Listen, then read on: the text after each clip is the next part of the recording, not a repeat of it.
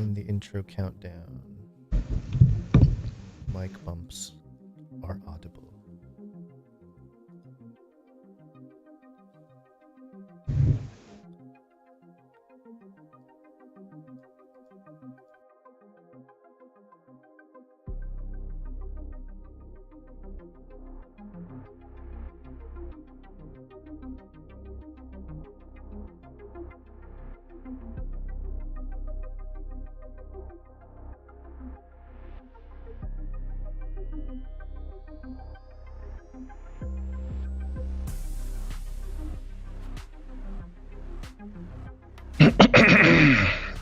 Okay, everybody. I don't know if anybody's here. Oh, yeah, because Rumble doesn't go into the chat. Oh, goodness gracious. Hold on, everybody. I got to get over to Rumble so I can see everybody chatting. Yeah, I don't know who's here, but if you're here, you are here because we got kicked off of YouTube again. Yay. We're in deep trouble over there. One more strike and that channel goes bye-bye. So we are gonna need to find a backup situation. Right now, our most reliable way to watch the show is over there on Rumble. Let's see here. I'm on Rumble now. Okay, there we go. Doesn't look like there is anybody here. Can I sign into the chat? Gons, are you signed into the Rumble chat? Are you signed in? Yeah. Okay. There we go. Yep, I see Gons. Okay. Yeah, I don't know if anybody is gonna make it to this show. It's gonna be brutal. If they're not on the newsletter or not signed up to the text message list, it's gonna be a hard show to find. Maybe I should retweet the tweet. That would help. Oh, Danielle in the chat. Thank you very much. We got one over there. All right, folks. Well, we're going to get the show started. If you wouldn't mind, go share the link, the Rumble link with everybody. Go ahead and, post it on your social medias, send it to a Canarian if you have their emails or their socials or something. Let's try to get the word out that we are off of YouTube. It's always very disruptive when our YouTube gets kicked off.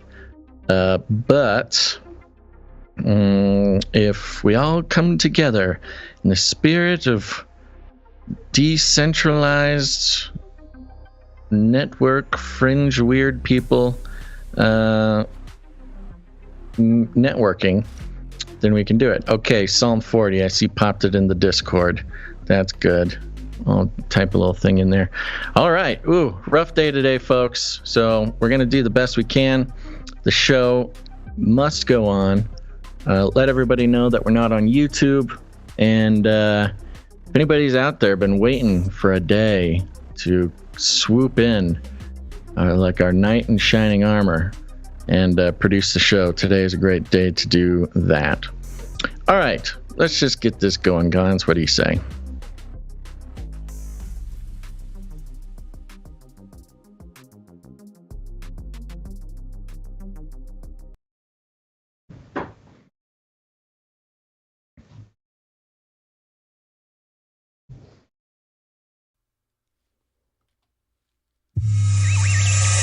The world is getting crazier. People are acting more and more insane. The end of the world is tomorrow. Tomorrow.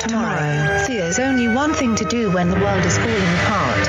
Listen to Basil and Gons as they discuss this week's news and events through the lens of Bible prophecy. You are listening to Canary Crime News Talk. You're listening to Canary Cry News Talk. Today is March 22nd, 2023. That's 322223. And this is episode 604. And today we are talking about the YUAN World Order. Signing on from Off the Grid, Razzle Dazzle. I'm your best buddy, Basil. And my name is Gons of the Face Like the Sun Resurrection Channel, director of the Age of Deceit film, Wife calls me the Cabana Boy, your favorite Asian provocateur for Christ, live to tape from cold, rainy California to bring you the best news, which is the gospel message of Jesus Christ, while reporting the egregious with a well-rounded, biblically grounded take on world events. And today's emergent phenomena, Basil. Let's get ready to rumble! It's a shame that there's not as many people on Rumble today for whatever reason. I don't know why, but I had that all ready for our big, for push. A big Rumble, yeah, folks. Big Rumble push. Yeah. Since we're not on YouTube today, and that's because we keep getting hurt got by a strike. Yeah. Got a strike again for an episode that was like almost 100 episodes ago. So not on YouTube today. We're probably going to end up pulling down all old episodes from YouTube, but we will find a way to make all the episodes available. Of course, Rumble now being our best option. YouTube's doing a great job of advertising for Rumble. But yeah, so it's gonna be a little quiet in the chat today. Probably it'll probably be pretty light on producership, which is okay because Gons has a birthday party to go to. Yeah. So why don't we just get started? Let's start by opening up that big old can of disclaimer. Okay, I'm trying to add Rumble chat as we speak. It's time for a disclaimer. Now listen up, YouTube. That's right. And just for all the content moderators and censorship managers out there, be they robots or humans, everything you hear on this show comes directly from the mainstream corporate news media. We do not claim to be experts on healthcare, geopolitics, military strategy, corporate law, or the moral and ethical implications of any of these topics, nor do we implicitly or explicitly support or subscribe to any sources or narratives containing misinformation, disinformation, or malinformation as defined by the Department of Homeland Security. We're good boys. All right, YouTube, we're good boys. Well, YouTube's not hearing it, so I guess they don't know. YouTube doesn't even know. All right, well, let me give you a rundown. Oh, look, here's Basil. Let me bring you up to speed. That's right, folks. We're going to be starting out with an update on the Trump indictment, the shackles hanging around the orange man's wrists. We'll see what happened yesterday and what might happen soon. Then we'll be checking in with Flippy, who has some friends in the healthcare industry. Then back to Trump for just a moment and what some fears the authorities have in regards to response from the still possible Trump arrest. Then we'll be tackling some money issues, but some fun ones. We got DeSantis and his thoughts on the centralized digital dollar. We've got some more local, well, not local. State. I don't know what the word is. State. Yeah, sure. State. Freedom states. Action.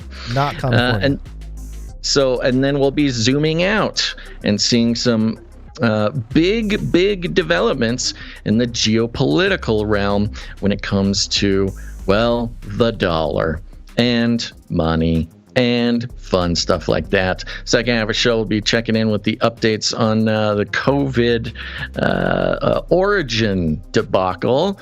We'll see what the latest is on that. And then, of course, we'll be talking about some fungus. Can't talk about COVID without talking about fungus. And then the strikes happening all around the world. And what does this mean for students like yours? And then, end of the show, the entire show conglomerates into one perfect article about Antarctica. So stick around for that. But first, Gons, let's get to our lead stories. We are indeed fake. We will launch a new age. I am innocent.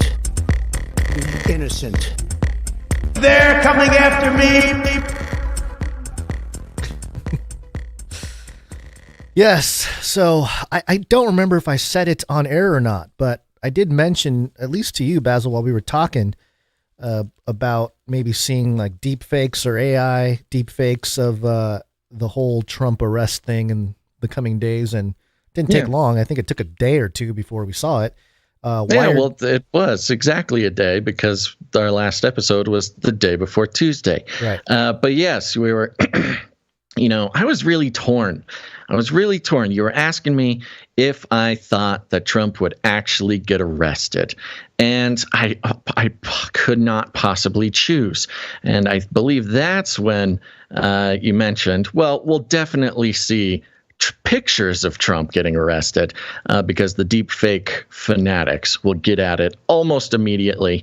And they did not disappoint, Cons. Yeah, they got into action. They heard my words and they said, oh, we must create them now. And it didn't take long. Wired.com, I'm joking. I do not have that kind of power. I would not be podcasting if I did. Wired.com had the headline, how can you tell the AI images of Trump's arrest are deepfakes? How can you? They look so real. They look so genuine. It's the whole thing is framed around, hey, everybody, sit down. Let's have some deep fake media literacy lesson here from Wired. Yeah. It says here, the viral AI-generated images of Donald Trump's arrest you may be seeing on social media are definitely fake. But some of these photorealistic creations are pretty convincing. Others look more like stills from a video game or a lucid dream. Ooh. Whoa, what kind of stuff is this dude on? A Twitter thread by Elliot Higgins, a founder of Bellingcat, that shows Trump getting swarmed by synthetic cops, running around on a lam, and picking out a prison jumpsuit, was viewed over 3 million times on the social media platform. What does Higgins think viewers can do to tell the difference between fake AI images like the ones in his post from real photographs that may come out of the former president's potential arrest? Quote, having created a lot of images for the thread, it's apparent that it often focuses on the first object described, in this case, the various Trump family members, with everything around it often having more flaws. Higgins said over email, look outside of the image's focal point. Does the rest of the image appear to be an afterthought? Well, they're giving away the next, upgrade of AI imaging right here. It's like, well, so look for the background. And then AI is like, okay, we'll fix the background. Yeah, it's interesting because all of his advice so far is very sort of vague. It's basically just like check the vibes, fam. check the vibes. Yeah, the background will be vague. It'll center around the subject. These are ways that you can tell it's a robot. Now, Bellingcat notably has some pretty close connections with the CIA funding. It's sort of colloquially known as a pretty obvious propaganda outlet posing as sort of a non-profit free press movement. And so I think taking this lesson into account on that context, the context of this is how the CIA wants you to think about deep fakes. And yes, they're telling you that this is a deep fake because they quite obviously are. Yes, these ones are a deep fake, but here's what to look for next time so you know that they're real. And that's really good information to seed into the public while you're planning your own deep fake propaganda. Well, this is probably, there's a lag. This was probably an issue a year ago or something. And they're like, well, let's just tell the public. And then it's already they probably already figured out a solution to this. I think in this very specific instance, even specific to the Trump arrest, I think this, there's still potentials for deepfake chicanery when it comes to no matter which direction it's coming from, and this will be notable in a second. We'll talk about the Guardian article. Yeah. Oh, they're so clever and so smart, talking about how Trump wants to be photographed handcuffed. So it's all centering around photographs, both this deepfake CIA propaganda and, the Guardian trying to sort of, I don't even know the right word for it. Well, we'll get there. They're kind of doing their own thing. It's all centered around photographs and how important they will be to any Trump arrest that actually happens. It's interesting that this event or potential event. I've seen a lot of potential arrest type of language is being centered around even deep fakes in general. It's just kind of like, and like I said before, the imagery is really what's important, because anybody who had been following the story when they opened Twitter yesterday or whatever, and they just started scrolling and saw the images, there were probably several people who thought, oh my gosh, it actually went down, or at least for a second, even though I think for a second. Yeah. But yeah, do you have these images? We should show them. They're on the article here, but that's weird. They're not showing up for me on the article. Yeah, you probably have some crazy firewall that prevents it. Yeah. Perhaps. Well, I see one. There's the headline image. Yeah. Well, actually, but that's they the only actually one have. No, yeah, we should pull up all of them because they're very interesting. I'm sure you can. I'll just go to that guy's thread, probably. Yeah, go do your article. I'll pull up the other stuff. I'm trying to pull up this Rumble thing too. You done with this one? Let's just keep going. Let's keep moving. Okay, hold on. Well, I think we should show the I will. photographs. I'm looking for it. Okay. All right. Everybody take deep breaths here, because they're obviously fake in some way, and not even necessarily that they're poor quality. The thing that immediately gave it away to me was the first one I saw was Trump running like at a full sprint away from the police. Yeah, action shots. There's no way. There's no way he's gonna do that, because we know he would have loved to get the picture, the perp walk, the handcuffs. He wouldn't run from the police. The other set of photographs also includes, like, I think there's one of Trump Jr. or Don Jr. There's one of Melania, kind of surrounded by what kind of amount to be NPC-looking police officers. They're not really, they kind of just seem like Have you seen the Trump one? Platonic ideal of a New York police officer. Yeah, have you seen the Trump one in the courtroom? He's very upset. He's got his hands to his head. Trump crying, sitting in court there. I would say, as far as deep fakes go, these are actually not bad. Everybody's got the right amount of fingers. That's a big problem. As far as we can tell, I mean, I'm sure if you dig deep enough, there's something missing or wrong. Oh, I took the look. They look pretty good. With Midjourney, especially the sort of easily accessible AI deepfake stuff, it's like AI hasn't quite figured out that all humans have 5 fingers almost all the time. Yeah, they start adding fingers. Yeah, the picture of Trump in his jumpsuit working out in prison. Yeah, it's pretty funny. So, okay, there you go. Bellingcat is going to tell you how to spot deep fakes so they know how to trick you next time. Going over to The Guardian here, headline, Trump wants to be handcuffed for court appearance in Stormy Daniels' case, sources say. Yay, sources. Donald Trump, what? I said, yay, sources. Yeah. Do you want to put any bets on the sources, whether they name them or not? Oh, they're not going to name him. Come on. Donald Trump has told advisors that he wants to be handcuffed when he makes an appearance in court if he is indicted by a Manhattan grand jury for his role in paying hush money to adult film star Stormy Daniels. Multiple sources close to the former president have said. Ooh, multiple sources. Multiple nameless sources. Yeah. I love this. When they say multiple sources, like when there's multiple unnamed sources, it's kind of like that old question, how many angels could dance on the head of a pin? Mm-hmm. That old philosophy question, because the answer is infinite. How many sources is multiple named sources? Well, in the angel example is, it's an infinite because angels they don't exist in sort of our physical laws, and so they're not constrained by the idea that two beings cannot inhabit the same space and all this, very thoughtful question. But when they say multiple unnamed sources, you're basically saying there are simultaneously no sources and also infinite sources, and you'll just have to figure out what it is later because it's named, they're unnamed sources. The former president has reasoned that since he would need to go to the courthouse and surrender himself to authorities for fingerprinting and a mugshot anyway, the sources said, he might as well turn everything into a, quote, spectacle. Yeah, no kidding. This is not turning anything into a spectacle.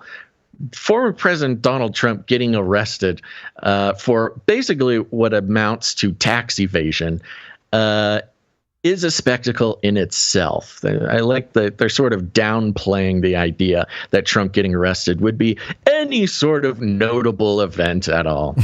Trump's increasing insistence that he wants to be handcuffed behind his back for a perp walk appears to come from various motivations, including that he wants to project defiance in the face of what he sees as an unfair prosecution, and that it would galvanize his base for the 2024 presidential campaign. Yeah, good insight. The Guardian, that's just literally what everybody on Twitter has said for 248 straight hours now. But thank you. But above all, people close to Trump said he was deeply anxious that any special arrangements, like making his first court appearance by video link or skulking into the courthouse, would make him look weak or like a loser. Loser. I love it. They've sort of sunk to using Trump's own colloquialisms, you know. The recent discussions that Trump has had about his surrender with close advisors at Mar-a-Lago and elsewhere opens a window onto the former president's unique fears and anxieties as the grand jury, which next convenes on Wednesday, that's today, appears on course to return an indictment. Going back to the good old 2016 days of psychological profiling of Trump from afar. Trump's legal team in the hush money case has recoiled at the idea of him going in person and recommended that Trump allow them to quietly turn himself in next week and schedule a remote appearance, even citing guidance from his Secret Service detail about potential security concerns. Now listen to this next part. So he's talking about the security concerns, Secret Service is concerned, his lawyers don't want him to go in, all these things. But Trump has rejected that approach and told various allies over the weekend that he didn't care if someone shot him. Oh. He would become, quote, a martyr. Yeah. He later added that if he got shot, he would probably win the presidency in 2024, the sources said. Whoa. So all of a sudden, all this talk out of nowhere about Trump getting shot. And I don't know what the idea is there. Is this a disgruntled prison guard? Is he getting shot by the police? Is he getting shot by it's just weird. You know, he's worried about getting shot while turning himself into the police. It almost feels like this article from The Guardian. I mean, it almost obviously was seeded by Trump's people, you know, made to look critical of Trump, but also putting this idea, seeding this idea that he's in some sort of real danger somehow. And of course, it goes on, but it's all about the perception that Trump getting arrested would have, specifically around photos and things of that nature, of him being handcuffed, appearing physically in court, being in danger.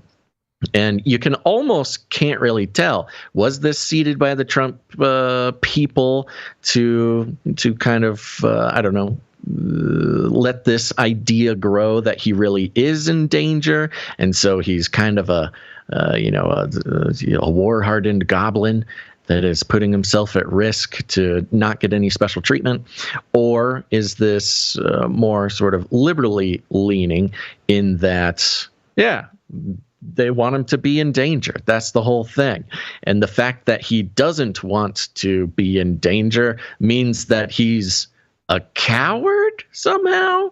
You know, belittling him for not worried about being in danger. It was very strange. But this idea that the media appearance of whatever indictment or arrest happens is probably more important than the actual case itself. It does go on in The Guardian to describe what he's really, the legal team really is trying to get him for. It says here, it remains unclear what charges the district attorney might seek against Trump. So some insecurity about why he's even being arrested might seek against Trump, though some members of his legal team believe the most likely scenario involves a base charge of falsifying business records coupled with potential tax fraud because Trump would not have paid tax on the payments. So, we asked last episode, is paying hush money for an affair even illegal, technically? I'm sure it is somewhere, somehow, but it's not even about the hush money. It's that he didn't pay tax on, passing $130,000 to Stormy Daniels. Just very strange, sort of shaky ground the whole article is on in the first place. But it just, again, it's all about the vibes, fam. Now, it's not out of the question that he may even be arrested today or turn himself in today. So we'll be keeping an eye on the Twitters for that. But other than that, a very interesting propaganda opportunity across the board, Gons.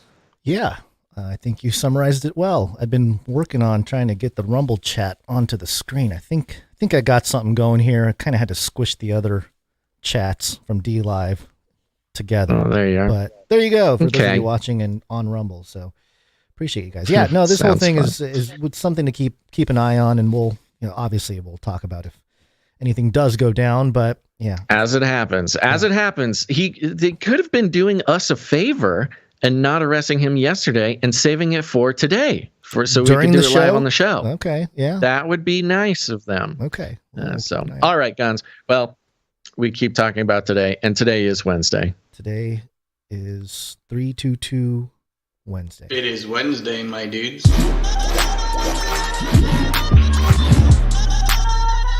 Wednesday. Hey guys, know what day it is? It's Wednesday. Time for the Canary Cry News Talk. Yeehaw! Wednesday, my dudes.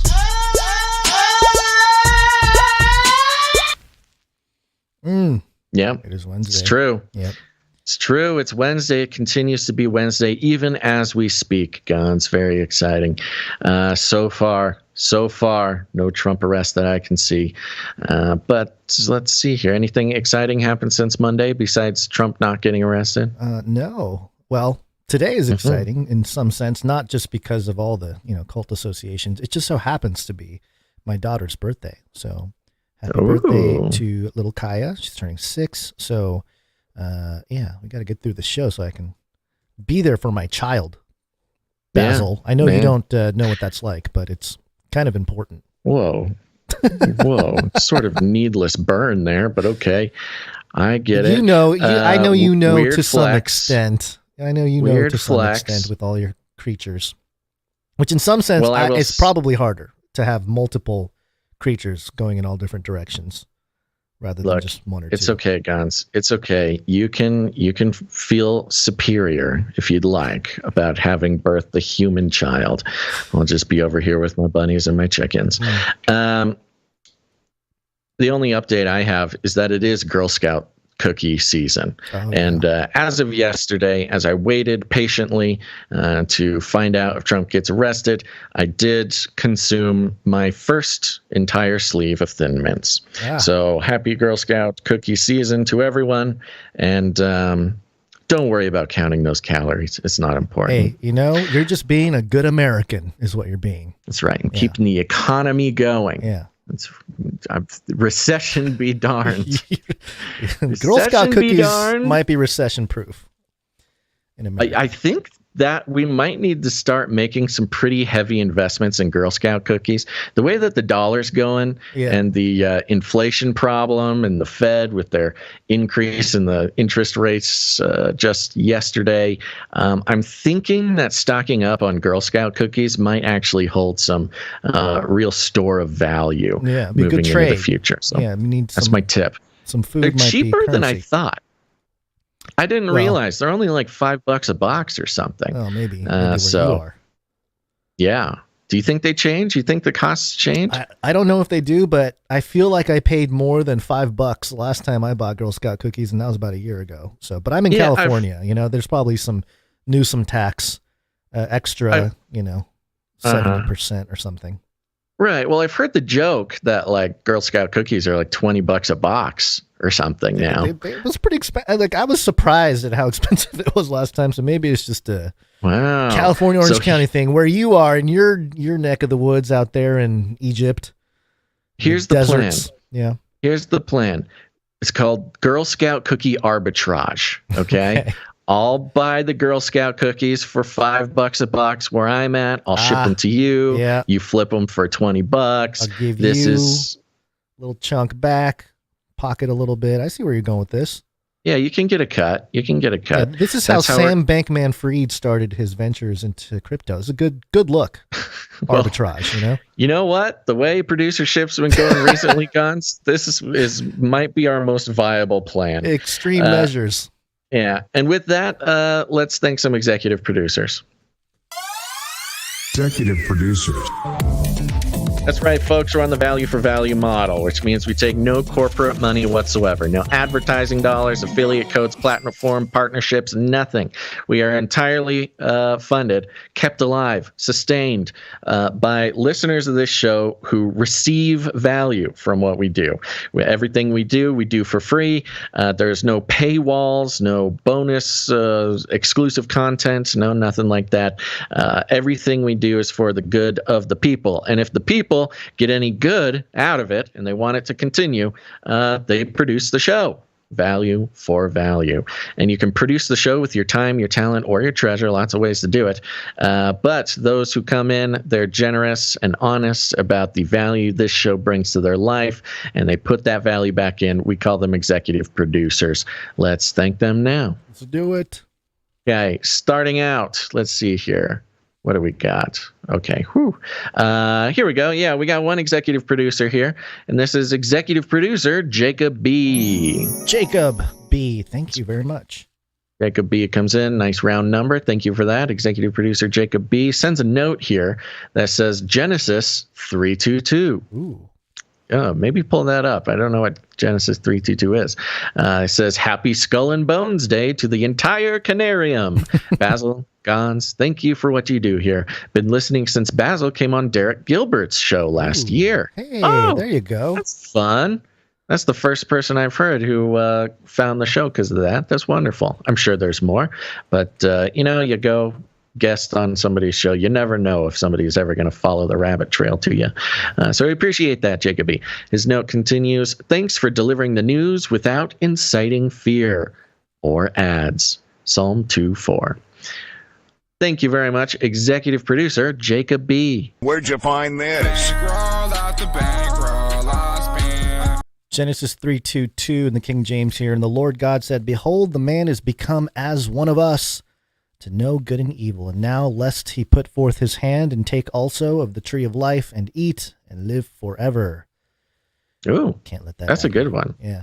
So yeah, good stuff. It's kind of relevant to all the stuff going on. I was gonna say it's relevant to everything. Everything. It connects everything. It's one big string yarn of red. We got to put together a supercut of every time you've tried to refer to the conspiracy theorist classic of having pictures up on the wall, connecting them with red yarn. Yeah, the red yarn. Yeah, we got to find a better way to refer to that, because you mention it pretty often, and it's always very sort of punctuated by long silences and reaching for a couple different words to get to yarn. Hey, I'm trying to come at it from a different angle. Everybody says red yarn. But I don't think anybody says red yarn. I think the use of yarn shows sort of a delightful sort of cottagecore instinct that maybe comes from your years of fatherhood or something. Possibly, yeah. Yarn. Maybe it's in the genetics of all that farming that my family has probably done. Anyway, again, a connection that I would not have made and still don't understand. But that's what I love about you. All right. Well, that's our executive producer for today. Thank you, executive producer Jacob B. And Cons, we actually have big news. Send off the alarms. Do. We've got a Canary Cry t-shirt council member alert. I was not That's expecting right. that. The Canary Cry T-shirt Council, folks. It's an elite group of Canarians who have committed to supporting the show for $19.84 per month. And in return, they have been given an honorable seat at the table at the Canary Cry T-shirt Council. They are the ones entrusted to vote on what the Canary Cry News Talk T-shirt will be every quarter. And as a gift, they receive a Canary Cry t-shirt every single quarter. It's a great deal, folks. So if you want to get in on that, go to canarycryt-shirtcouncil.com. Join the council. It's the most important thing you could possibly do with your time. And we've got someone who just joined up. You want to thank them with me? Yes, of course. Okay, ring the gong and light the candle and breathe in the incense, folks, because we've got another most important person in the world, and that is most important person in the world, Asher G. Asher. That's I like that name. Thank you very much. Asher Yeah, is a biblical cool name, I think, isn't it? Yeah. There we go. I think that is the conclusion of our list of executive producers and T-shirt council members. Thank you very much for producing the show. Remember, it's not too late, folks. It's quite light today. So, and we're banned on YouTube, which means about 80% of the people who catch the live show aren't going to see it, and so it's gonna be a little rough. So if you want to help celebrate Gonza's daughter's birthday, now would be a great time. Yeah, appreciate that. And with that, let's get on in to the Flippy update. Here we go. Flippy update. Do you want fries with that? That's right, folks. Time for the Flippy update. Flippy is our colloquial name for the disembodied robot arms that are taking our jobs, enslaving our children, and flirting with our spouses. We use talking about Flippy as a way to explore all the new, fun, and exciting ways that robots are taking over the world and how there's nothing we can do about it. Today's Flippy update coming from Yahoo News, being mirrored from Deseret News, and the headline is "The Robot Will See You Now. Why Experts in AI Healthcare is Not to Fear." What? Why experts say AI in healthcare is not to fear. Oh, geez. Okay, here it goes. Yes, of course, if you're new to the Flippy update, not only are we just taking a look at all the funky robots that are coming out, but it's also about the communication, the social engineering, and the way put into our hearts. The thing goes like this. The article goes like this. The thing goes in like the this. 1992. This is how the thing goes. In 1992 movie Wayne's World, the character Garth is working on a robotic arm when Benjamin comes to ask him about making a change to his show. "We fear change," Garth says. He then looks down at the mechanical hand and begins to repeatedly smash it with a hammer. Ah, yes, I remember this. That's how the article starts. Yeah. I know. Now remember, when it comes to Flippy Update, there's almost always an appeal to emotion. And nostalgia. It's drawing me is in. a very powerful emotion.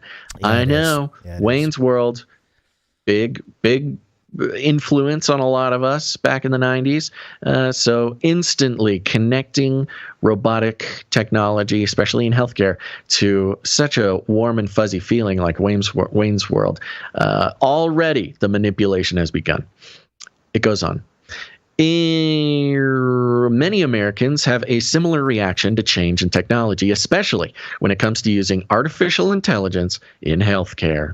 In fact, 60% of the U.S. adults say they would be uncomfortable with a doctor using AI in their treatment, according to a Pew Research study released in December. Hold on. Notice, Before you go on, don't they already probably use some low-level form of AI managing accounts and stuff like that? Or do you think they're just Excel sheets? You picked it out. You picked out one thing I wanted to point out in this article. Okay. So the Pew Research study here specifically has the wording, adults would be uncomfortable with a doctor using AI in their treatment. Yeah, okay. Treatment, okay? That's kind of the key word, or at least the first weird thing. Yeah. Well, you kind of have to define what treatment is too, because managing the data, the health data of the person, I don't know. It's just, again, with technology, it just seems like everything becomes more, solid. Nope. Like you got to make a decision as to what it is. Got to define right.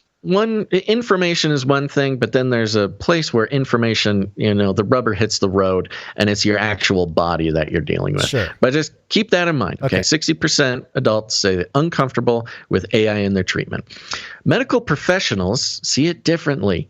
Mark Fotheringham, not his real name, vice president of communications at the Utah Medical Association, said the association views AI as a natural progression of the medical industry. It's natural. It's just evolution.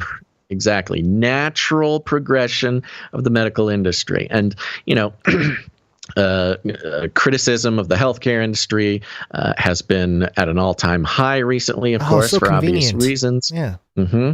And there's been a lot of attention on genetically modified, gene modification, things like mRNA, all these sort of synthetic type of healthcare practices. People are very cognizant of, maybe looking for more natural ways to heal themselves, natural ways to keep themselves healthy. So, of course, the language. Yeah. Use natural. So AI in your healthcare is a natural progression, making this connection that it's not so threatening. Organic. Yeah. Mm-hmm. Exactly. Cage-free, grass-fed AI is a natural progression of the medical industry. Quote, to us, meaning healthcare people, I guess, to us, AI just seems to be another tool in the medicine bag, he said. No one has brought it up as an issue of concern. No one? No one has brought it up as an issue of concern. Well, they haven't listened to. Nobody's even mentioned it. I don't know why. Anybody's even asked them this question. We haven't even thought about it. This is a great example. People often bring up a criticism of conspiracies, and they'll say it's because how could they have? How can so many people keep a secret? In the government or whatever it is. But this is a great example where it's just like there's a lot of people that are concerned about AI being mismanaged or misused or something, but for him to say no one's brought it up is like, really? How deep in a bunker do they have you hidden from the rest of the world where you don't hear any criticism or concern ever once? And if it is true that this guy truly has had no one bringing it up as an issue of concern, that makes me very concerned about the sort of mental state of the Utah Medical Association. Right. How captured is this association that nobody either A, is smart enough to ask questions or bring up concerns, or they're also afraid for some reason. If they're so scared to bring up any concerns about AI in healthcare, there's stuff going on in the halls. There's no way you cut it that those quotes mean anything good. Richard H. Wiggins, Associate Dean at the University of Utah School of Medicine, explained that most people's concerns come from a lack of education surrounding AI. So if you have concerns, you're just stupid. I was going to say, yes. Wait, but I thought you said you didn't hear any concerns. This is a different guy talking. Different guy. Okay. Quote, AI is going to help us bring better, more precise medicine and practical care, Wiggins said. Quote, for us, it's like having a good assistant. It's going to be helping us, not replacing us. So famous last words. Fully bought into the cobot, the no. cooperative robot idea, which is exactly what they said about Flippy. And now he's replacing workers all across the country. I gotta say, I gotta give you credit a little bit because we've been talking about Flippy for a long time, and we have identified the sort of mind virus, the kind of the lines that people repeat over and over again to justify bringing in AI and embracing it in a sense where it's they consider it non-threatening. Yeah. What lines, which talking points will stick, how far they can take them. And it's always about like, it's a tool, it's helping us, it's not replacing us. It really does sound like, just a mind control thing where they're being controlled already, and they're like, oh, everything is fine. They keep going. Look, it's like, whoa, man. We don't get everything right, but so far as Flippy's concerned, we're batting 1,000, baby. Robot takeover, we're right on it. Yep. So there you go. There's Wiggins. He's so convinced that this is first of all, his quote, for us, it's like having a good assistant. Oh, you mean like a physician's assistant? Like a human. Like a human who goes to school for many years to become an efficient physician's assistant? Okay, so right there, they're probably going to get replaced. Think of it as like the hubris in that too, because it's like assistants aren't going to replace us. I mean, you're right. There's classism, right? There's classism built right into that. Yeah. Okay, just a little bit more here. I love this sub headline here. An AI a day keeps the doctor away. Oh boy, cool. Like the apple, like bite of the apple. There you go. Yeah. Now, I'm just going to give you a taste of this because what they do now is they sort of go point by point and try to debunk things. And this will give you a vibe of it. An AI a day keeps the doctor away. One misconception about AI in healthcare is that automated technology will eventually replace doctors. So not only is this article sort of towing just the word for word, the robotic takeover script, but also just completely ignorant to the direction that we're moving in. And they seem to have a crystal ball and can tell the future, that doctors will never be replaced by AI. Sounds like a doctor is spending his time on ChatGPT to come up with an article to talk about this. And just spitting out stuff. Sounds like a doctor is getting paid by a robotics industry. Wiggins said this isn't a new fear. 30 years ago, when he was being trained as a radiologist, there were many people who told Wiggins not to study mammography because they thought new diagnostic technology would replace mammographers.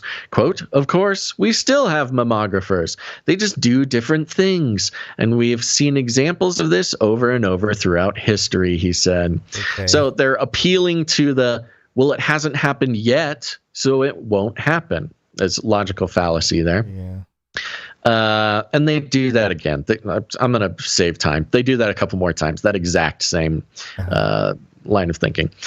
Next sub-headline, speed of change. 75% of Americans are afraid medical providers will implement AI in healthcare too quickly without fully understanding the risks involved. But Hollingsworth said people probably think AI advancements are moving much faster than they actually are because people are discussing AI more than they're used to. This shows a complete ignorance of the AI industry. I mean, we've obviously been obsessed with AI for over a decade now and been talking about it. And we've seen it go from basically nothing to what it is. I'll just go up to January of ChatGPT 3. Now, the difference between ChatGPT 3.5, which came out to the public, and 4 came out 2 months later, are really astronomical and it's really I don't know. If anybody says that AI is not advancing too fast, means they're not paying attention. Because we went progress before it is too late. Right. And see, he has a quote here. It feels like it's coming out of nowhere, but really this is just the first time it's been more accessible to the public, he said. Neural networks and early conception. So they're doing the mRNA argument. when people said that the mRNA vaccine came out too fast. People said it was new. That Fauci's response, Fauci's response, when they said, it usually takes a vaccine 4 to 7 years to be tested and proven safe, Fauci's response was always, well, they've been working on mRNA technology for 20 years. The technology is 20 years of tests or whatever, which it wasn't. It wasn't actually tests or clinical trials. It's taken them 20 years to invent the technology. But what does that mean? It means absolutely nothing. And that's what he's saying here. Yeah, AI. Yeah, just because you're hearing about it doesn't mean that it's new. We've been working on AI for decades. They say here it was first proposed in 1944. So we're coming on 80 years of AI, which, again, he's just laying out a complete logical fallacy and doesn't actually answer the question of people who think it's being implemented into healthcare too quickly. So very skillful diversionary tactics here. Yeah, I'm noticing towards the bottom of the article here, this mindset, the mindset about AI, being good and moving forward with it. This mindset has driven many changes at the University of Utah Medical School, where Wiggins and his team are evolving their teaching methods to better prepare the next generation of doctors. We're totally redoing the curriculum, Wiggins said. Artificial intelligence is definitely going to change healthcare. We can't teach students the same way anymore. They were just talking about how it's not going to take over doctors, which is, I understand what they're saying. They're like not physically going to take over us. But at what point does the AI become more important than the practitioner, doctor, who just, looks at a screen and does, facilitates the information or medicine or whatever? So I don't know. It just seems like they're saying they're not replacing us while implementing the very methods that will replace them. They're belittling the situation by saying, nah, they're just an assistant. They're going to help us with blah, blah, blah. It's not a big deal. And then in the same article saying, we're completely reimagining what medical school even is. Doctors' education will look nothing like it did back when, humans were doctors. We got to completely reimagine the way that the healthcare is even studied in school. Listen to that. To your point, the most successful doctors used to be the ones who could memorize the most facts, Wiggins said. Now, because of constant technological evolution, he said it is more important to focus on critical thinking. Oh, really? I don't know if there's much critical thinking going on in this article, but quote, it's impossible to know everything because there's so much more knowledge coming out all the time. Yeah, sure. Yeah. You're proving God exists, Wiggins. All right. Well, and here's the threat. It's right before the place where you started, but let me back up just a little bit. Wiggins said, this is in the Educating Next Generation section. Wiggins said, even though AI won't be replacing doctors, healthcare professionals still have to adapt to the evolving medical field to stay relevant. Quote, the people who are thinking about how to use AI in medicine, the people who are thinking about how to use AI and machine learning to help them with their jobs may be replacing the people who are not. So even in this really impotent attempt to soothe people's fears about AI becoming their doctors, even in that situation, there is an explicit threat that, maybe the AI won't be your doctor, but the doctors who don't use AI won't be doctors. They are implicitly and explicitly saying a doctor without AI won't be a doctor. What kind of doctor are you? How dare you call yourself a doctor? Yeah. Oh, man, what is happening to the world? And this is a threat that a lot of people, and not just doctors, but this is the implicit threat in robotics and AI taking jobs, is not so much that you'll be replaced, but it is that. It's that by proxy. In the cases that it is not a complete replacement, it's get with the program or lose your job. Does that sound familiar? Do you think doctors in the past few years have lived through a situation where they kind of had to just get with the program and shut their mouths, or else they'd lose their job? Yeah. It is the exact same threat that we saw the past 3 years. To just add a different spin or comparison, the internet itself was kind of like that, where at this point, if you don't have knowledge or how, if you can't use the internet, you can't really have most jobs.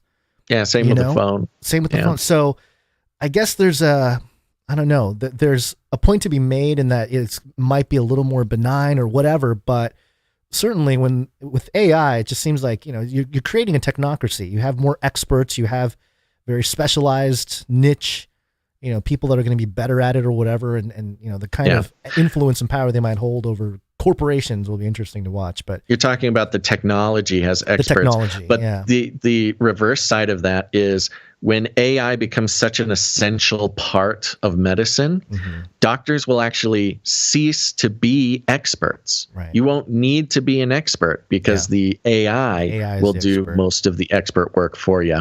Yeah. And just to put a pin or a bow on this sort of chilling, ghastly description of how those who don't accept AI into their healthcare system are Luddites and cave goblins, and how they should get with the program or find another job. And if you're scared, it's just because you're ignorant. The AI is here to save us. The whole thing.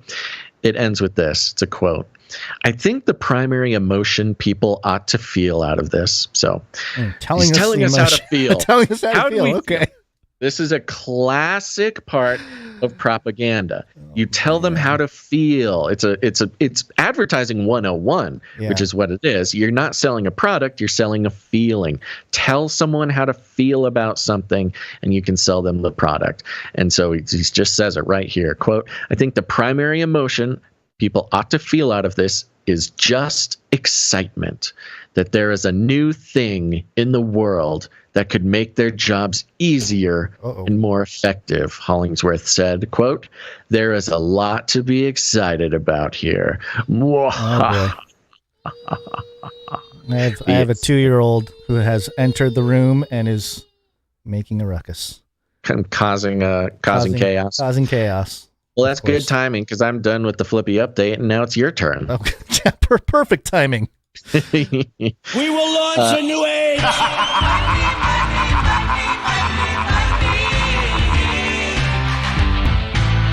I am innocent. Whoa, what's going on back here? Innocent.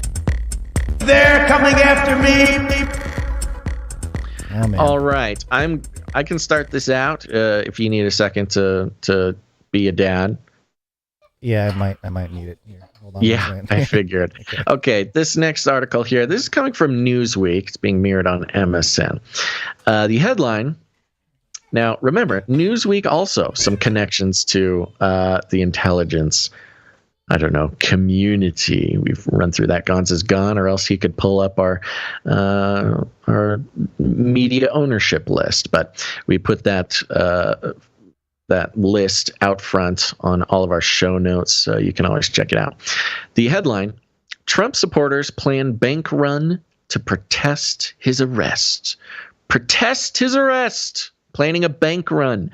So already, of course, I don't need to remind anybody, but just for the sake of future humans who find this podcast on a rusty old USB drive in the post-apocalypse and they stick it into their brain chip and they want to listen to a podcast, just for those people, because everybody right now would already know this, but for those people, future humans, this article is coming on the heels of what amounts to about a week and a half of walking the razor's edge of the entire Western economic banking system, where bank runs have threatened to take down society again and again and again. About 5 banks have gone under now. It's spread contagion, not just U.S. banks, but also European banks. And bank runs are kind of the biggest concern right now. Everybody's worried about bank runs. Well, if there's a danger in the world, Trump has to be at the center of it. Trump supporters plan bank run to protest his arrest. Yeah. I think right off the bat, if a bank run happens, they are setting it up for Trump supporters to take the fall for the for the demolition of the Western banking system. Yeah, Western banking. All right, it's exactly what it is. Yeah. All right. Yeah. Okay. So here's what it says: some supporters of former President Donald Trump are calling for nonviolent forms of protest to anticipation of a Trump arrest in Manhattan this week, suggesting that his base participates in a national bank run instead of demonstrating on the streets. Quote, driven by false flag paranoia, Trump supporters have increasingly advocated for a bank run in recent days as a, quote, nonviolent form of social disobedience, end quote, against a Trump arrest, according to the George Washington Initiative, GWI, an organization dedicated to combating disinformation. Yeah, I love that. They put those two quotes in that article, the driven by false flag paranoia and nonviolent form of social disobedience. And they don't source those quotes until the very end. And of course, it's a liberal think tank, propaganda, big brother department, it's crazy. Well, and the thing that's interesting too is that a nonviolent form of social disobedience, specifically in the form of voting with your money, is a Bitcoin talking point, which I think is kind of interesting. It's been a Bitcoin talking point for a long time. It's been a part of the long history of nonviolent social disobedience. Yeah.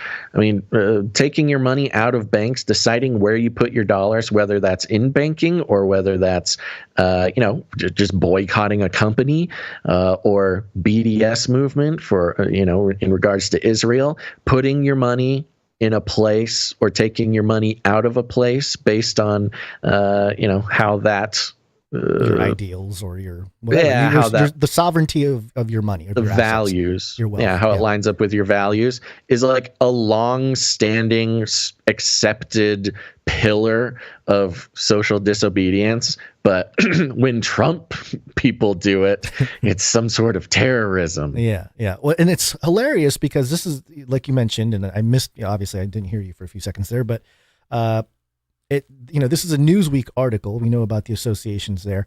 And right after that little first opening paragraph, they have a subheading here. What is a bank run? What do they think their readers must be uninformed of what a bank run is? Is that where we're at here? I think it's their opportunity to redefine a bank run if they want. I was going to say, suggestions for a bank run in protest of a Trump arrest seem to capitalize on how devastating bank runs have proven to be to the financial system. When a large number of depositors rush to withdraw their funds from the bank simultaneously, its impact could lead to a full-blown banking crisis. The calls also appear to reflect how increased polarization in politics has led some to attempt to bring political views into the world of finance. Wow. Wow. You mean like Build Back Better or... Okay, yeah. Lobbying hasn't been happening. I mean, come on. This is like... That is incredible. It's like, don't look at this fire behind us. It's just crazy. Quote, be a shame if Trump supporters led a nationwide bank run, end quote, Jack Posobiec, an alt-right activist known for his support of Trump, tweeted on Saturday. Vincent Sativa, another Trump supporter, called Posobiec's strategy a, quote, brilliant and, quote, genius way to show the nation just how many Americans continue to support the former president. Yeah, I mean, they're not really wrong. They're not wrong, but also, it's interesting also because Trump is a dollar guy. He's been anti other. I guess he's been into gold, but he's always kind of been like, I want the American dollar to be strong, So for a Trump supporter to, at least suggest, then it's Jack Posobiec. They are setting up a situation in the West. I'd say in the entire West. They are setting up a situation where our entire banking system is already about to collapse. It's been there for 2 weeks. Nobody knows what's going to happen. The authorities, the Fed, Powell, everybody is shaking violently. It's over. With the fear it's happening. that the banking system is already on the razor's edge of destruction. Yeah. And la-di-da-di-da, Newsweek comes prancing in to the frame and suggests that if there's a bank run, it's because of Trump supporters. It is a brilliant piece of timing. And look, when it comes to independent, specifically independent right-wing influencers and media personalities, there is always a suspicion that it could be a plant. Yeah. Now, I do not have personal feelings about Jack Pacibic or Vincent Sativa. I have no idea. But there are people out there who make, some interesting points about controlled opposition. And if this is just an imaginary situation, if there was a shadowy, cabal of people at the top of the control mechanisms of our world that also included, controlling the banking systems, controlling the money of the entire West, of rigging systems for the wealthy, and sort of extracting money from the poor in order to further empower some sort of secret group of people that control everything. If that was the case, talk about brilliant and genius there, Vincent Sativa. The most brilliant and genius thing to do would be to plant some of your own revolutionaries and allow them to become outrageously and incredibly popular, and have the people who would oppose such a shadowy cabal of control system put their trust and their faith in people such as Jack Pacibic. I'm not saying personally he is, but who knows? But it would be brilliant and genius to have that then incredibly popular, allegedly right-wing rogue news personality or internet personality to start calling for the complete dismantling of the economic system right before it was going to happen anyways. Yeah, that would be in some sort of, somebody should write a book about that, because that would be a good storyline. I think this Vincent Sativa guy is the plant, and he probably said, DM Jack, like, hey, it might be a good idea to and then when he says it publicly, when Jack does it publicly, then he's a brilliant genius, and then Newsweek can quote him, Yeah, well, so. It is the early adopters that are often in the best place to shift the message or to amplify something that works for them. Yeah, so there's a little segment here. Growing chatter. In a Monday statement, GWI told Newsweek it has detected, quote, growing chatter around the topic, but, quote, the chatter is growing at a logarithmic rate, which will hamper the narrative's ability to spread, marginalizing any impact that may occur. So are they saying that it's not going to really matter because it won't work? Is that? Wait, what? Did we miss something? Hold on. Let me go back a paragraph real quick. Calls for others to join in and pull their money out of the banking system come after Trump announced that he expects to be arrested on Tuesday morning in New York case related to the hush money payments of blah, blah, blah. Protest. Daniels claims that she had an affair with Trump. No, that's not what we heard the other. Which she denied, which he has denied. Last week, Trump's former personal lawyer, Michael Cohen, testified to the grand jury. Former president directed him to make those payments to Daniels and that the Trump organization reimbursed him later on. What are they talking about? In a Monday statement, GWI told Newsweek it has detected growing chatter around the topic. Trump causing bank run, Well, maybe it's not the bank run. I think the topic is Trump getting arrested. Yes, but so here's the thing. So I once I read through the whole paragraph, it'll make sense because I did highlight this point. Okay, so in Monday's statement, GWI told Newsweek has detected growing chatter around the topic, but chatter is growing at a logarithmic rate, which will hamper the narrative's ability to spread, marginalizing any impact that may occur. So you think they're talking about the Trump bank run thing, but they are speaking specifically of just bank runs. GWI's graphs shows that the volume of searches for a potential bank run nearly quadrupled between Friday and Saturday, with queries rising again on Monday. Okay, so you think that they're talking about Trump-related bank runs, but no, they're just literally talking about all bank runs. Just the chatter about bank runs has spiked. Yeah, right. Because banks are collapsing. Yeah, no kidding. Exactly. But they're trying to make it sound like, but they give it away here. Calls for a pro-Trump bank run also comes on the heels of a Silicon Valley. So they sneak it in there and they make it seem like it's all about Trump, but not really. At least this paragraph. Well, I think it's intentionally vague like that. The part I didn't understand was how the chatter is growing at a logarithmic rate. Yeah. So growing a lot and fast, which will hamper the narrative's ability to spread, marginalize. So why would the narrative growing? It's growing so fast that it will not spread and then it will not have impact.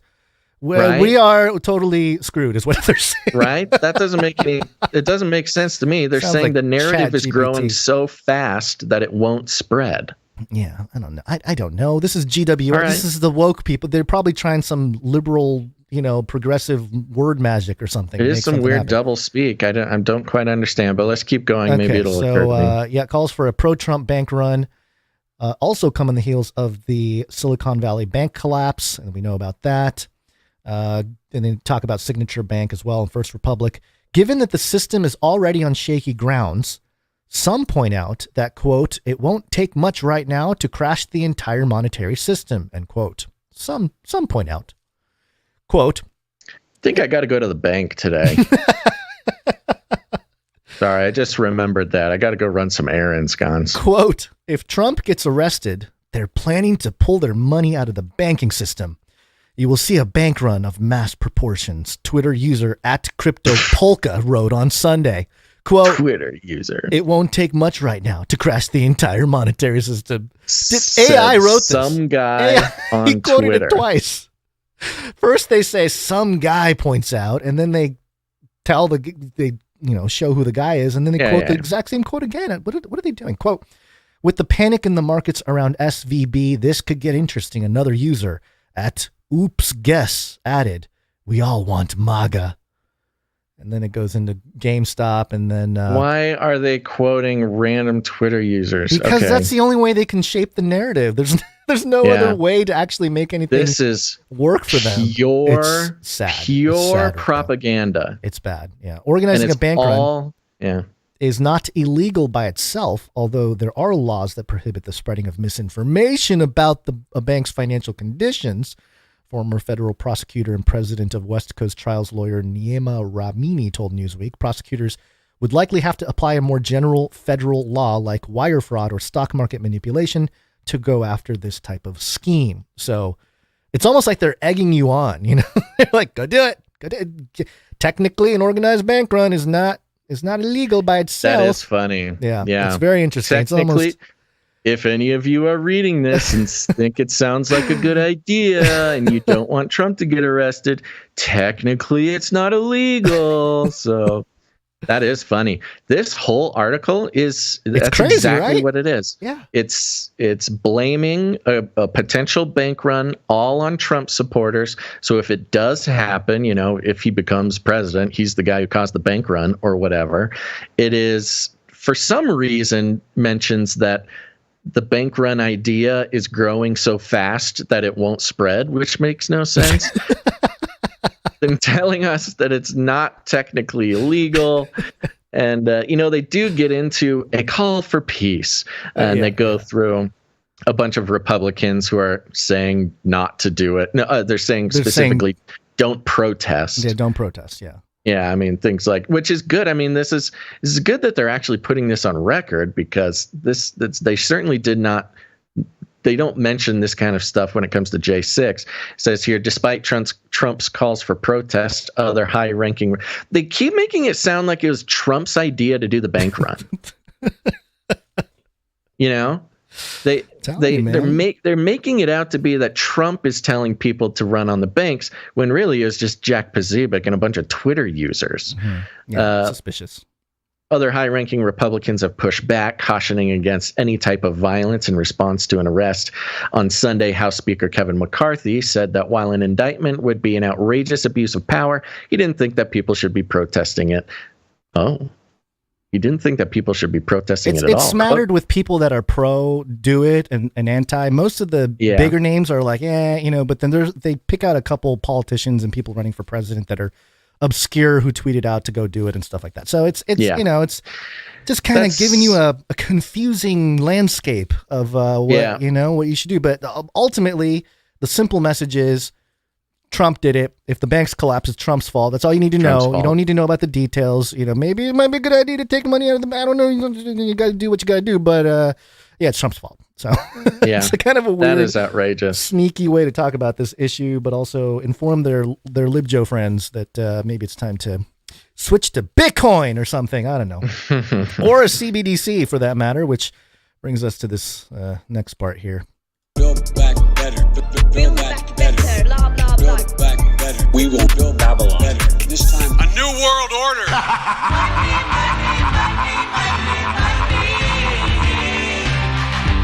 Is this a crypto? Crypto? Do I look like I know what a crypto is?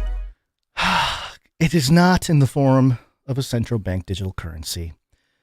Finance, Yahoo, mirroring Decrypt. Headline, Florida Governor Ron DeSantis introduces state legislation banning CBDCs. Nice. I don't like politics, Badly. You know this. And I said that crypto is going to become more and more political, especially as stuff like this happens. But I mean, it's crazy where we are because we've been kind of seeing this type of thing emerging for a while. But here's what it says. Florida Governor Ron DeSantis proposed legislation on Monday that would ban central bank digital currencies, CBDCs, from the Sunshine State, portraying it as a measure to safeguard Floridians' financial privacy. The legislation would prohibit in Florida any CBDC that the U.S. Federal Reserve could introduce and any created by a foreign government, outlawing the technology entirely from being used as a form of money within the state. Mm-hmm. DeSantis introduces the legislation from behind the podium with the phrase Big Brother's digital dollar plastered across it. He skewered the technology as a vehicle that could lead to government overreach and pave the way for financial surveillance. He's not wrong. Quote, what a central bank digital currency is all about is surveilling Americans and controlling Americans, he said. You're opening up a major can of worms and you're handing a central bank huge amounts of power, and they will use that power. And is it weird?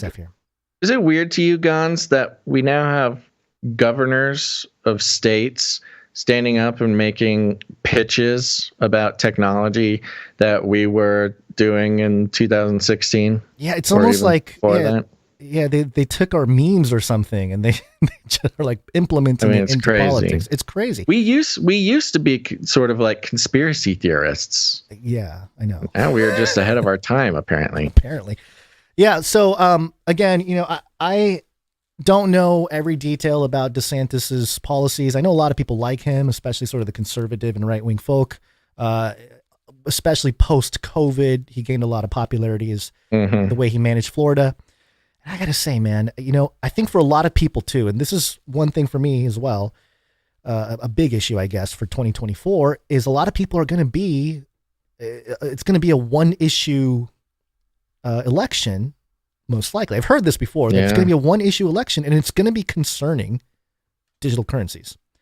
Yeah. And so, I mean, I've never been a single-issue voter, but if I were to be a single-issue voter, this would probably be the one that would finally get me. Yeah. And there's, I gotta say, this is making me a fan of DeSantis. I've never been to Florida. Maybe I need to go, but I don't know. It's beautiful this time of year. Yeah. The interesting thing is it's mostly just for show, which I think is smart for him. Yeah. Because if there was a federal CBDC, the federal law would override the state law in this case. Unless they secede. unless they secede. That's true. The balkanization of the U.S. I mean, money rails would be enough of a thing to make that, really a strong possibility. I'm not saying it's going to happen, but that's as far as his positioning for a presidential run, this is really smart. I mean, it wouldn't hold up if they actually did it, but it's very strong messaging. Yeah. Well, one thing that we've talked about a lot over the years, digitization of everything, it sort of hardens or it puts in code ideologies into different social infrastructure. And so when that happens, any kind of belief system or worldview, it kind of gets imprinted into the system. And we've seen that with ChatGPT and the problem, like the woke AI and all this kind of stuff. So it's a reflection of what we, how we program things. But, I don't know. It's just a very interesting move here, especially in light of this next story coming from BitcoinMagazine.com. Texas House introduces bill to boost local Bitcoin economy and protect rights of individual Bitcoin ownership. And I read stuff like this and I'm like, oh man, Texas is sounding good right now. According to the bill, individuals who own Bitcoin are protected under Section 9, Article 1 of the Texas Constitution, which states that, quote, the people shall be secure in their persons, houses, papers, and possessions from all unreasonable seizures or searches. This right, the bill says, should also extend to digital possessions such as cryptocurrencies. Quote, no citizen of Texas shall ever be deprived of their right to own Bitcoin, and that all Bitcoin owners will be protected as they enjoy all the privileges associated with the cryptocurrency, including the immunity afforded by censorship-resistant spending of Bitcoin and the ability to store Bitcoin in an unhosted wallet without undue interference from any state agency. These protections shall be extended to Bitcoin owners. End quote. Wow, that's very specific in all the best ways. I wonder if it's going to actually self-hosted wallet hold up. Yeah. So I know we have a bunch. Yeah. So I know we have a bunch of people who are pretty strongly anti-crypto and stuff, and that's fine. But the point of the CBDC is not just that it is crypto. It's that it is in a government-hosted wallet. The government would have complete control over, not just control, but also surveillance. Yeah. They'll know where you're spending every cent. Every penny or CBDC Digital penny or whatever that gets spent, they can see it, but even worse, they can control it. They can turn it off at any point. And so, and they talk a lot about, there's people on the internet who are saying, Bitcoin is a CIA op and Bitcoin is completely, what's the word? I don't know. It's unsafe. Some sort of psyop type of thing. Yeah. But it's really the self-custody that's the key. If they are writing into law that self-custody is protected and there's no intermediary, there's no company between you and your Bitcoin, I mean, that's a pretty strong stance for a government to take. Because they're just saying like, yeah, have your money and we can't control it and we can't touch it, which is like even more freedom than you get with the dollar, with any fiat, of course. Yeah. It's at least in how it looks really good to crypto people. Well, and this is the reason why it gained traction, early on with the sort of rebellious cyberpunk kind of people, is because of the financial sovereignty that it offers. And clearly, at this moment, with all these banks failing, we've made the point. I've talked about this before too. You're logging into an account on a website, and your money sits on a computer screen that's actually, on a server somewhere. This is different in that the digital scarcity that was created with Bitcoin, the big breakthrough, allows you to own or have access to that Bitcoin without any kind of intermediary. So that's you don't need a bank. You don't need a bank. You become your own bank. Banks. Yeah. So anyways, in that regard, so yeah, I think this is pretty strong here for Texas. This is great, and it'll sort of keep innovation here in terms of the crypto stuff. I also have investing.com here. Bill to block retail CBDCs in Texas, Senator Ted Cruz suggests.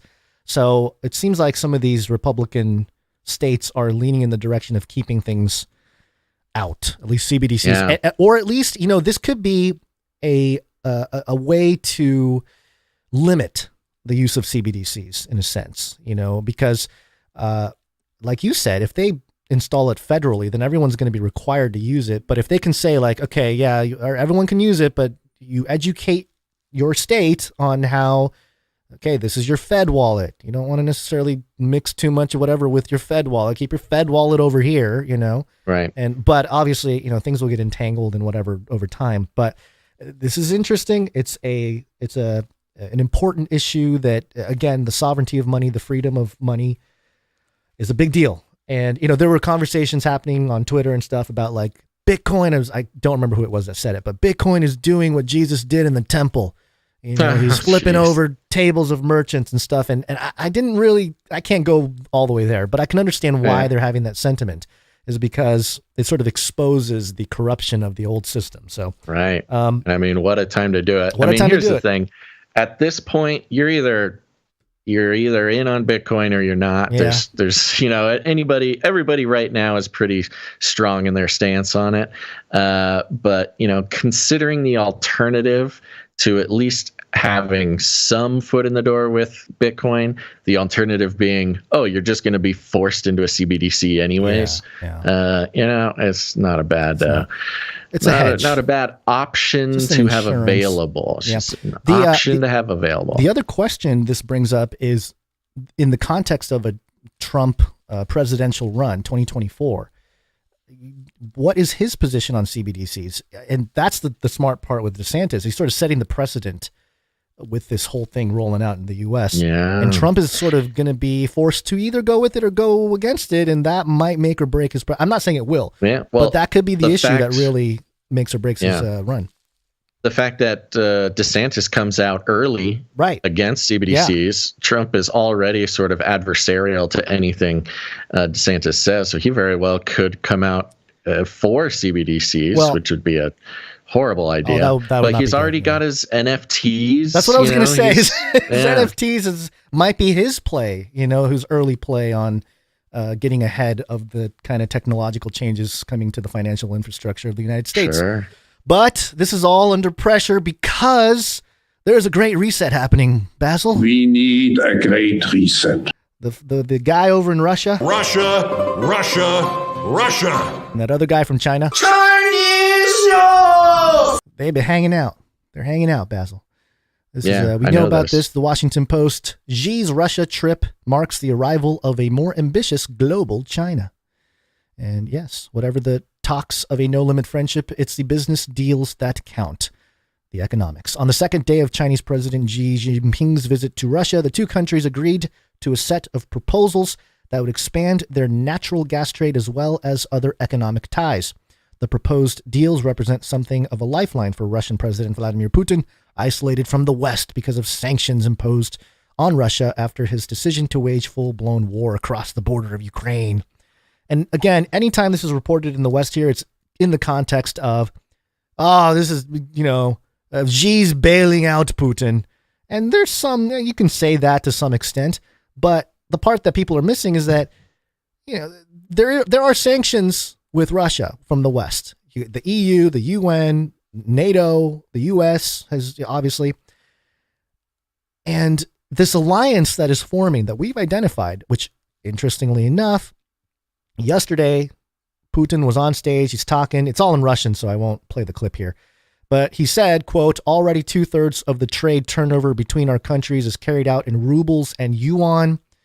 And then he said, come on. We are for the use of Chinese yuan. This is Putin speaking.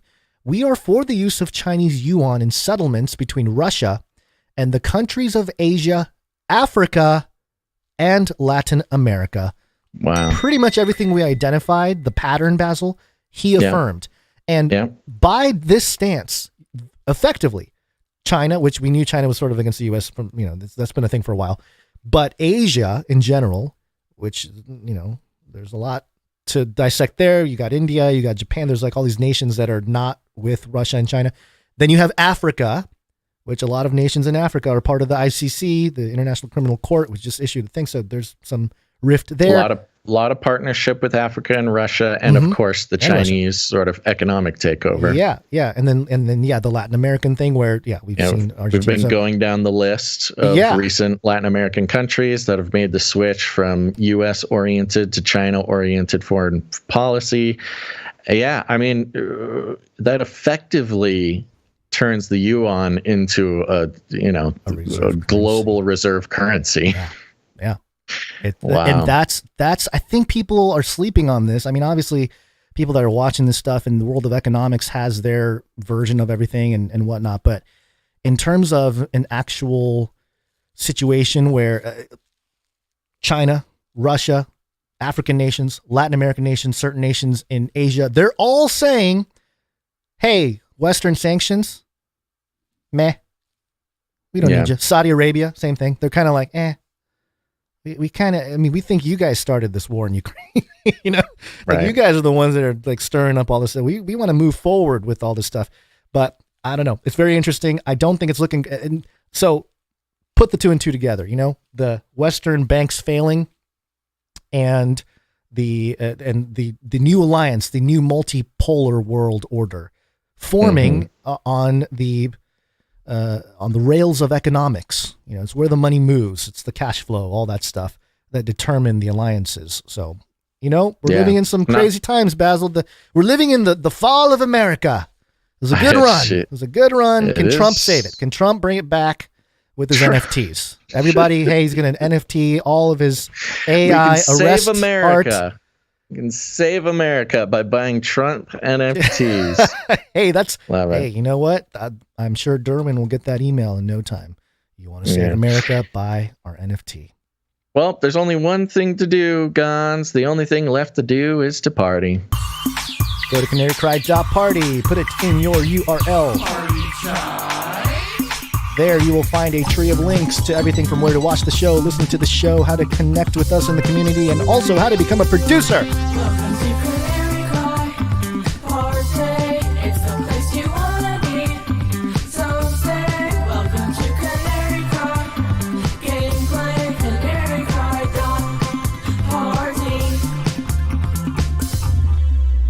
Yeah, go check it out, folks. You got everything you could possibly need when it comes to the world of Canary Cry News Talk. I'm going to plug, of course, you can support the show there or get the T-shirt council or the supply drop or whatever. But you can also join the newsletter or the text message alert system. As this is an episode that we got banned on YouTube, there's lots of people who did not get a YouTube notification for the show today, and so they are not here. Well, if you sign up for the newsletter or the text message alert system, you will be sure to get all of the sources and the alerts when big tech decides to kick us off. So go check that out. And with that, let's thank some producers. It's break time! Come on, take a break. Yep, you know it, folks. You know it. Are we going to need to start accepting YUAN for producership of the show, Gons? I don't know. We might need to look into that. The digital renminbi. You got your renminbi wallet? It's hard to say. If it, I don't know. There's some producers out there who would rather be doing business in yuan, I think it might be holding us back a little bit. Where was I? Value for value. We don't take any corporate money whatsoever, folks. Just not what we do. There's lots of independent media producers and analysts and deconstructionists out there who do take the opportunity to take corporate money and advertise to you. And when they do that, I do question myself, what exactly are they independent from? Well, not here, folks. You don't got to ask that question. We are independent from corporate money and corporate influence. But it's only possible to keep this show going if producers like you put some value back into the show. So if you get any value, it's time. start putting some value back in. You could do it with your time, your talent, or your treasure. Lots of different ways to do it. But you're really joining the team, joining the family, the worldwide network of Canarians devoted to truth that keep this show alive, and we're so grateful for them. And that's why we thank them now. We already thanked our executive producer at the top of the show. That's executive producer Jacob B. Of course, we already heard about the most important person in the world, Asher G, with the T-shirt council. But we got a few more people to thank. You ready? Yes. Starting with Sir Darren, Night of the Hungry Pandas. Sir Darren, thank you very much. Yeah, it comes in with 33.66. Dun, dun, dun. That may have been 33.33, and just the fees were weird or something. But the fees either were 33 way, cents. 33 cents. Ooh, that is what that would mean. Yeah, could be that. Thank you very much, Sir Darren out of the Hungry Pandas, one of our very talented art producers. He did send in a little note with this that said, 32.2. That's what it was. I get it. Yeah, 32.20 for 322. Thank you. You lost your face on video. Oh, weird. Okay, I'll give it back in a second. The note continues, no tube, sad face. Thank you very much, Sir Darren, for that. Let me give you some video back here. There you go. Okay. There we go. Oh, no, I've lost my thing. There it is. Okay.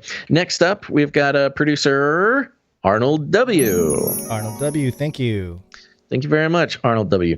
You just lost my video again. Yeah. For some reason, when I click over to a different window that is not even Skype, it just turns off my video. It makes no sense.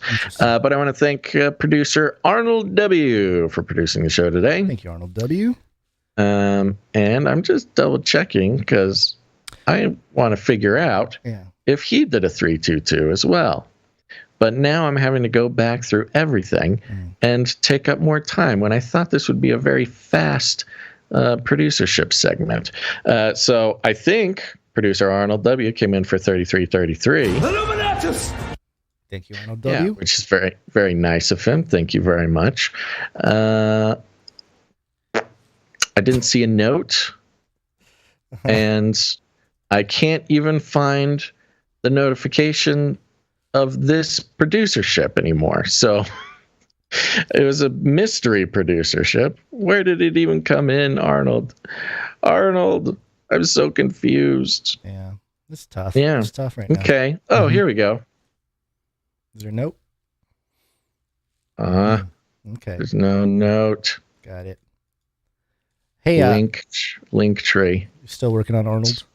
Yeah, I'm very confused. I just didn't want to miss something if you sent it in. It's, we don't get Arnold coming in every day. Yeah. But okay. Oh, good news, Gons. Good news. Yeah. I found it. You came in on the link tree. There's no note. Okay. Because it's link tree, there's no possible way to know what the real number was. So thank you very much, Arnold W. Moving on. I think all this financial stuff is about to collapse. All these tools. It's possible. We might have to code our own, Basil. We might have to get the monkeys to code some stuff for us. Sure. Let's keep moving. Okay. Thank you, producer Arnold W. Next up, we've got producer Morgan E. coming in. Thank you. Nice round number, and 8 episodes in a row. Ooh, that's a streak. Almost lit, fam. Thank you, producer Morgan. Next up, we got Sir Moore of Night of the Burning Chariots, 11/11, 208 episodes in a row. 11/11. Oh yeah, Streakalicious. Next up, we got Sir LX Protocol V2 Night of the Breen Protocol Pocket Full of Sevens, 151.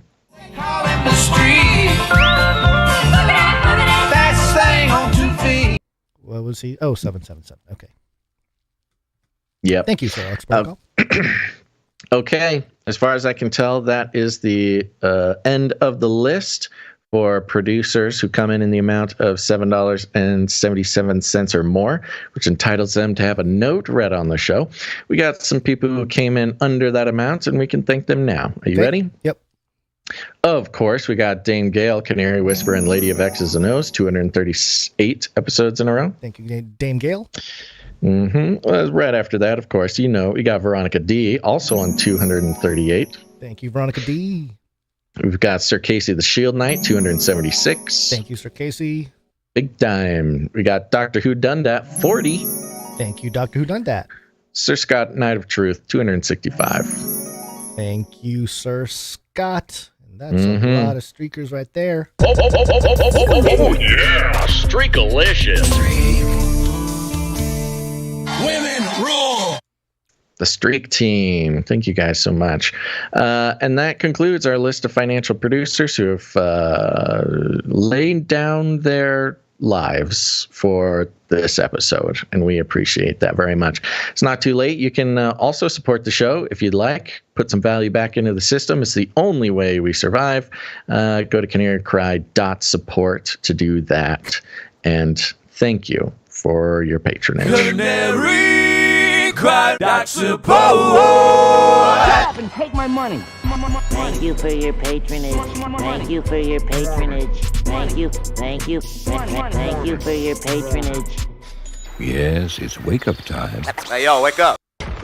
It's Corona time. COVID-19. COVID-19. COVID-19. COVID-19. COVID-19. COVID-19. Coronavirus. Vaccine. I am vaccine. Vaccine, number one way. DailyMail.co.uk has a headline here. Biden orders U.S. intelligence to release all documents on COVID origins and any links to the Wuhan lab within 90 days. America comes one step closer to learning the truth about lab leaks and China's role. Hey, yeah, he did it. He signed it. He signed it. He did not sign it, which, honestly, I'm not going to say I'm surprised either way, but it definitely was not for sure. He was kind of shaky on it. Joe Biden signed on Monday a new law that could shed light on the links between the coronavirus pandemic and a Wuhan lab in China, from which it stemmed. They just imply, They just say it, yeah. Okay. DailyMail.co.uk just putting in black and white, just saying it, that it came from the lab. Saying it as if it's just a foregone conclusion. It's just no which questions. Of course, we agree with and have agreed with since April 2020. But it is just weird to see it in black and white stated so plainly. There's not even any disclaimers or where's the disinformation police taking down nothing. Daily Mail? What happened? I want our YouTube channel back. You're telling me, man. The move requires all U.S. intelligence related to that link and the origins of COVID-19 to be declassified within 90 days of the law's enactment. Quote, just that link. So, yes, you're getting to the key. Okay. Let's get a little bit further here. Quote, we need to get to the bottom of COVID-19's origins, Biden wrote in a statement. He noted any released materials would also include potential links to the Wuhan Institute of Virology. And as if he doesn't know what that is already. He's the president. He would be privy to any information that's being declassified. In implementing this legislation, my administration will declassify and share as much of that information as possible. He says, Gons.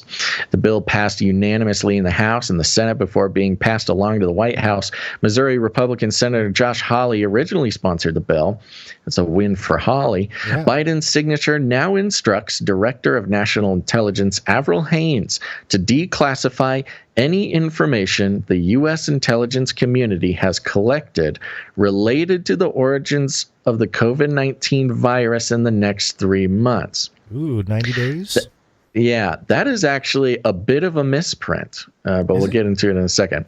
The debate in Washington, D.C. over, and it goes into, was it lab, was it not lab? China saying no.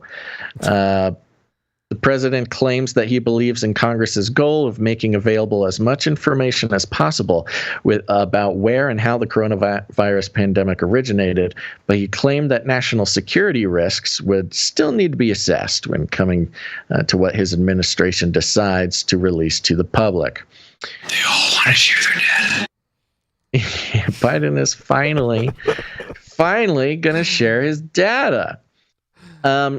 There's an interesting thing about this bill is it's kind of the impression given by the mainstream media is that it contains all information about the origin of COVID-19. Mm-hmm.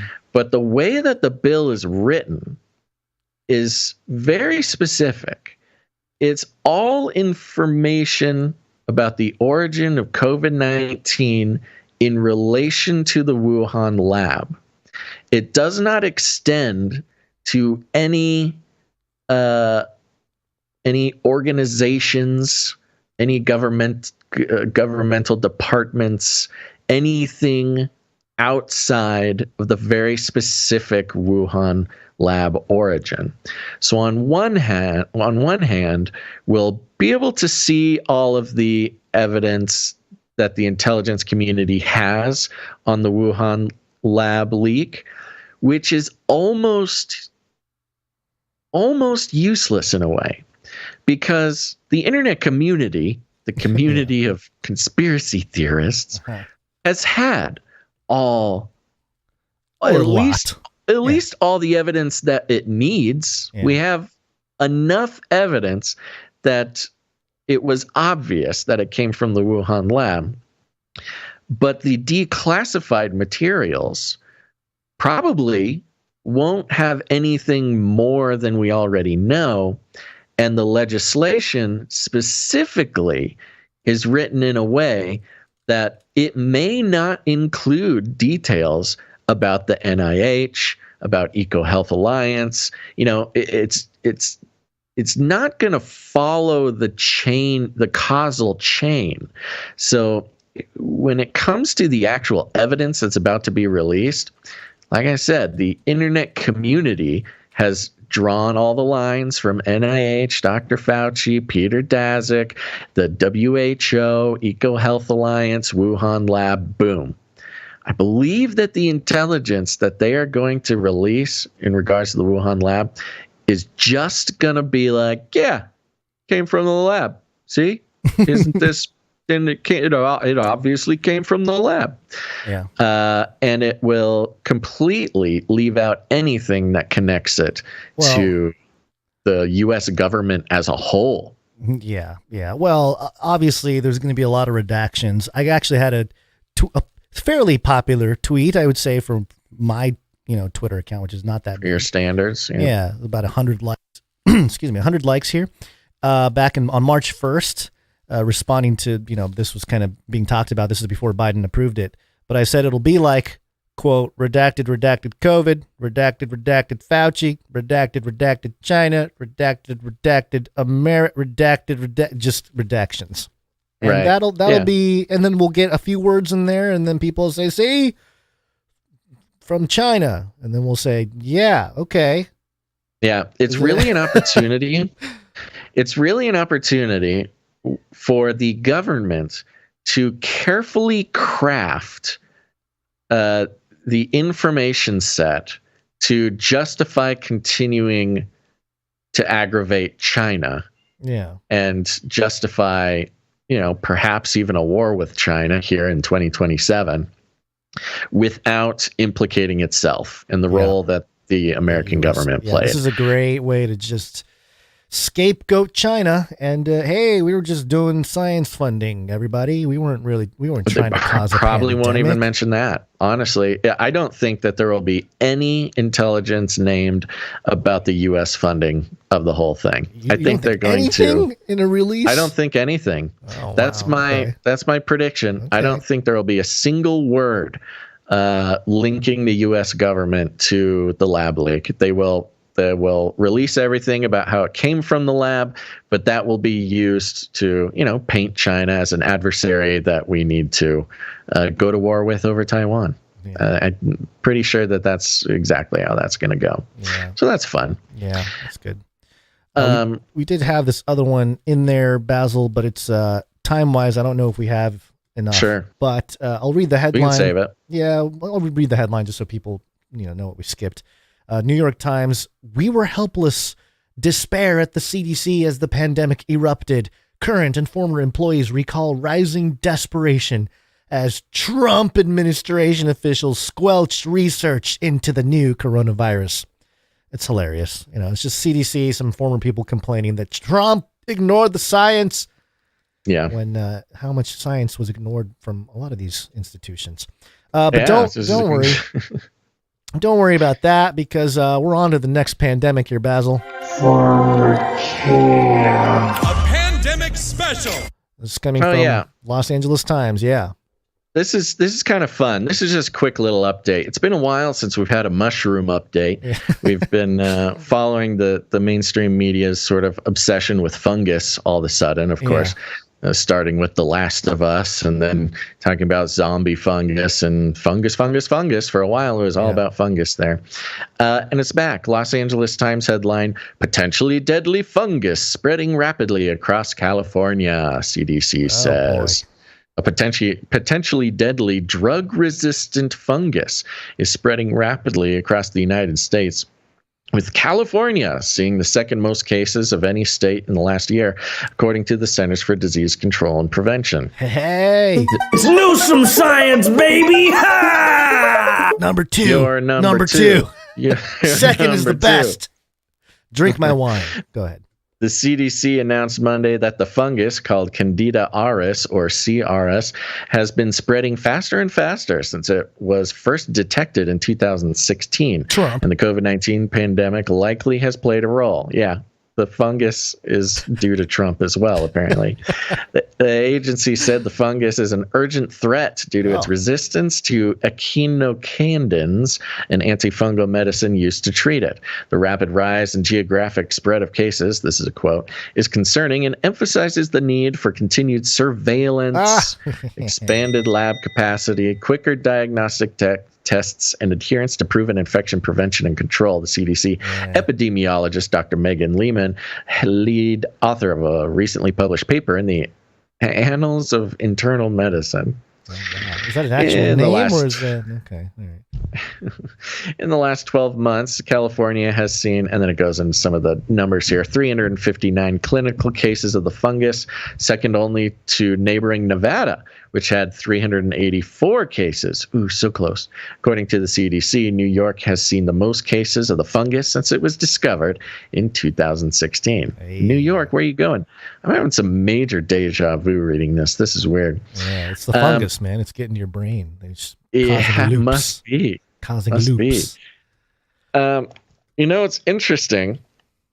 In another article I read about this, it says right here, it mostly spread inside healthcare facilities that have poor infection control and prevention strategies, the CDC said. And that's it. That's all they say in this one.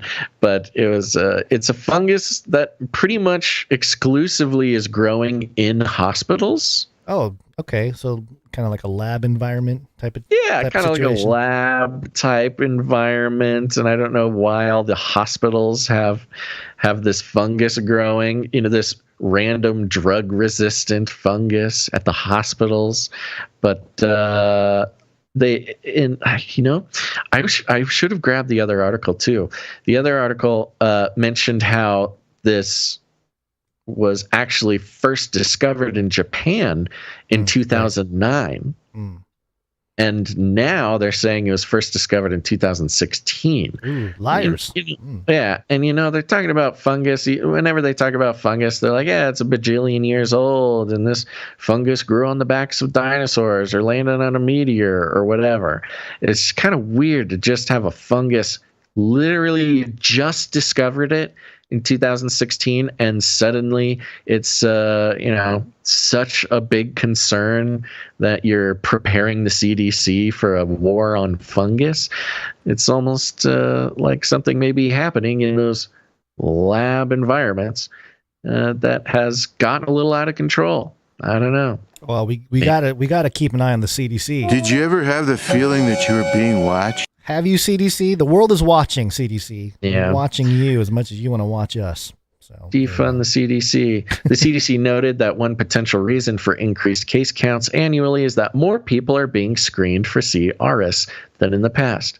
The fungus may have started spreading faster during the pandemic when healthcare facilities were strained. So they're literally coming out and saying they're finding more fungus because they're looking for more fungus. Yeah. The exact thing that Trump said about COVID, they're saying about this fungus. So that's cool. No, it's not a good sign. I don't want to get locked down because of fungus. Fungus is scary too. There's a fungus among us. Yeah. Well, there's more Newsom here. Newsom number 2. Newsom protests. And we have a ABC News article here. LA schools closed for second day as service workers walk picket lines. It's happening again, Basil. There's some protests happening. For the second straight day, classes were canceled for more than 400,000 Los Angeles public school students as tens of thousands of service workers, backed by the powerful teachers union, continued to strike. Custodians, powerful. Custodians, cafeteria workers, bus drivers, special education assistants, and other members of the Service Employees International Union Local 99 walked picket lines Wednesday morning with no new negotiations with the Los Angeles Unified School District publicly announced. The 30,000 members of the Service Employees Union are demanding higher wages and better working conditions and are planning to stay off the job for a third day on Thursday. Now, this is risky because, you know, a lot of these, not every job here, but a lot of them could start to be, have AI and robots be implemented. So they're kind of taking a risk. Complaining about not being paid enough. Whereas, this could go the other way where the Unified School District goes, well, we can just use the funding. Well, first off, they don't have any money. But second of all, if they can, spending the money towards something like AI or robotics that might create a return, I think this could make some kind of universal basic income move here. What? The AI is to help the teachers, not to replace the teachers. Oh, sorry. Yeah. Okay. Well, maybe the AI will protest with them then. Yay. Well, if the teachers don't agree to use AI, then they'll be replaced by teachers who do like AI, but they're not going to replace teachers, Gons. They're going to enslave them. Yeah. Well, this is one of the biggest, or actually, what does it say here? The labor action is the first major work stopping for the nation's second largest school district since 2019. Okay. So first stop. So I remember they do strikes a lot here, but in this time right now, banks crashing, multipolar world order forming in the East, ex-president arrests, deep fakes. It's not a good time for this kind of thing to happen here. Quote, despite our invitation for a transparent, honest conversation that perhaps would result in a meaningful solution that would avoid a strike, we were never able to be in the same room or at the same table to address these issues, LAUSD Superintendent Alberto Carvalho said in a statement. It goes into some detail. But as as the financial system is strained, this kind of thing can be more strained during a collapse. And we talked about a recession. Oh, there's going to be a recession. I'm starting to worry that there's going to be like a full-on collapse, in certain parts of the world here. Because if there's no money and the places that hold the money are also going down, it's not a good sign. My question is, what did Trump do to cause this teacher strike? That's all it's I California, want to know. so I want to know how to blame Trump. He was born, basically. He exists. He's basically the standard. I know we dropped this article. I'm just going to mention it because it kind of puts the frosting on top of what I'm saying here, which is from The Economist. The headline, America's banks are missing hundreds of billions of dollars. Hundreds of billions of dollars are missing from banks, American banks specifically. So, yeah, that's not good. And on top of that, we have Seattle Times here. Starbucks union greets new CEO Narishma with 100 cafe strike. Ooh. Yeah, unionized Starbucks baristas welcome their new CEO with what they plan to be strikes at about 100 cafes Wednesday, demanding that the company drop its alleged anti-union coercion. Striking baristas from Oregon and Washington State converge for a midday protest outside Starbucks headquarters in Seattle. Doesn't seem like that. But see, here's the thing. Starbucks, out of all baristas, out of all the people, should be very worried about the robots. They're not thinking about the robots. They're forcing the governments, the education system, whatever, to consider other options. Right. And everything that has been sold with robots, with the Flippy updates we've been tracking, really helps solve, or at least accommodate for the problems that we're seeing here. And I'm just worried that, these people aren't really thinking. They're thinking about the bottom line. They're doing it for their own pockets, obviously. Well, that's fine. They should do that. That's what I'm saying. They should do that. The workers are doing the right thing. But the social conditions at which, and the time at which this is happening, I think this is the beginning of the mass exodus in the workforce, and the changes in the AI and all that stuff. So they're just lucky that Biden doesn't get involved, because with the rail strike, Biden told the railmen to go to work or go to jail. They didn't even let them strike. Yeah. So, we know how the establishment feels about that. It is a lot of things all hitting at once. Polly Swan. The timing. The Polly Swan event. The timing is incredible for these unions to be striking, or at least a group of baristas to be striking, because there's not so much going on that there might actually be enough going on to cause some panic in these CEOs.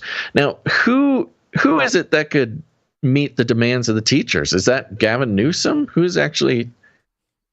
I don't even know, man. Responsible for fixing this? China is going to come in and roll out the digital. I'm not even, I joke, but also China owns a lot of places here in California, or a lot of they have a lot of ownership of land and farms. China owns California. That's not even up for debate. I think that we might see good old Xi step in, and that'll really talk about the balkanization of the United States. We'll have certain states that are compliant with the new multipolar world order, and then states that aren't, like Texas and Florida, that maintain some kind of sovereignty. And then we will, see the balkanization of the U.S. and different silos. A lot of domestic issues for Biden to be having to worry about. I mean, how is he he's worried about it? Do you think he's losing sleep?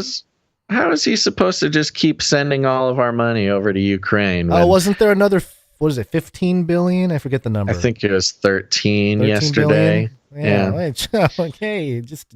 Hey, we're missing. Banks are missing hundreds of billions of dollars. Here, Ukraine. Here's 13 more. How about that? Congratulations. Yeah. This is not a good look at all for anybody. At least considering that the war in Ukraine is at least in part motivated by individual politicians covering their butt for corruption and using the corrupt nation state of Ukraine for their own personal gain over the past decade. At least in part, that is, one benefit of the Ukraine war right now, not to mention sort of the laundering of American tax dollars to go to support political parties, things like that. It really is going to be an interesting lesson when all that's left are these rich politicians on mountains of cash that they got from the war with just a completely destroyed country around them, and no open Starbuckses for them to spend their money on. It's going to be kind of a lonely life. Well, the robots are going to accommodate. Here's the other thing. We haven't brought up the story because we're on California for the moment. The reparations for the African-American descendants to receive certain amount of cash or whatever. Yeah. And I truly think that is a indication of some sort of hyperinflationary event planned. Sure. Especially in California where things are more expensive. When things go out of control and things get, the prices of everything skyrockets, you need people to spend money. So, a little handout of a few $100,000.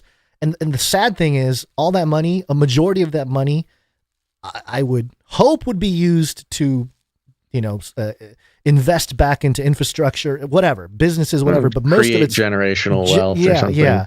But it's largely going to be spent on some kind of consumer thing, It's not going to be used to build. It's going to be used to consume, which is part of the problem. The whole system, the educational system is part of the issue. So trickle up economics. Yeah. All right. Well, with that, let's go to break because we got to get you to a birthday party. Yes. Let's do it. Let's thank some producers for their talent. Break.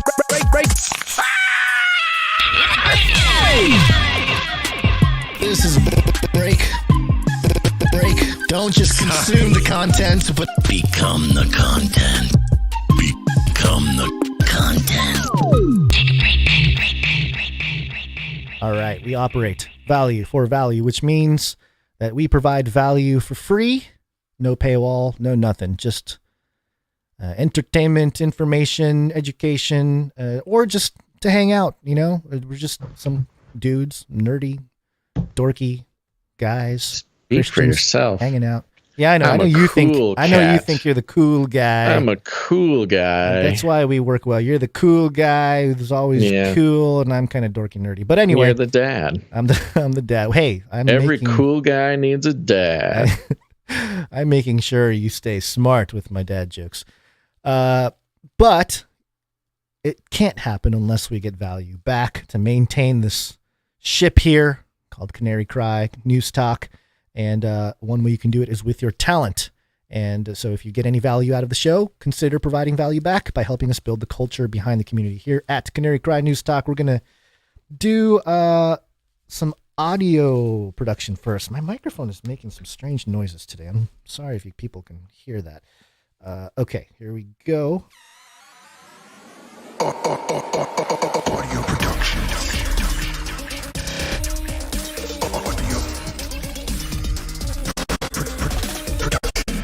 All right, we got something from Jonathan F.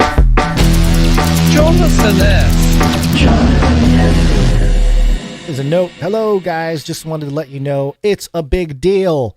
The more Brandon speaks in public, the more incoherent he becomes, even when just reading from a teleprompter. His handlers want him to say. Anyway, enjoy the jingle, and God bless. And here is, where did it go? Oh no. Did I put it in the wrong folder? I might have messed this one up here. Whoopsie daisies. It's not where it's supposed to be. It'll just be 1 second. Actually, shoot. I completely messed that one up. Hold on 1 second. Jonathan F., where are you? Here you are. Don't worry, folks. This is the time when I distract from Gonz's whoopsie daisies. There was once a lad named Gonz who had a soundboard on, and he prepared for the show with everything else going on. And he did a bad job putting the sound box where it needed to go. Okay, very good. And then he found it. Yes, I found it. And I found it to catch up. So here we go. This is Jonathan F.'s Biden jingle. Play. How to use my authority under the Antiquities Act to establish and I want you to know it's a big deal. It's a big deal. It's a big deal. If I have any quarrel, I'm in trouble.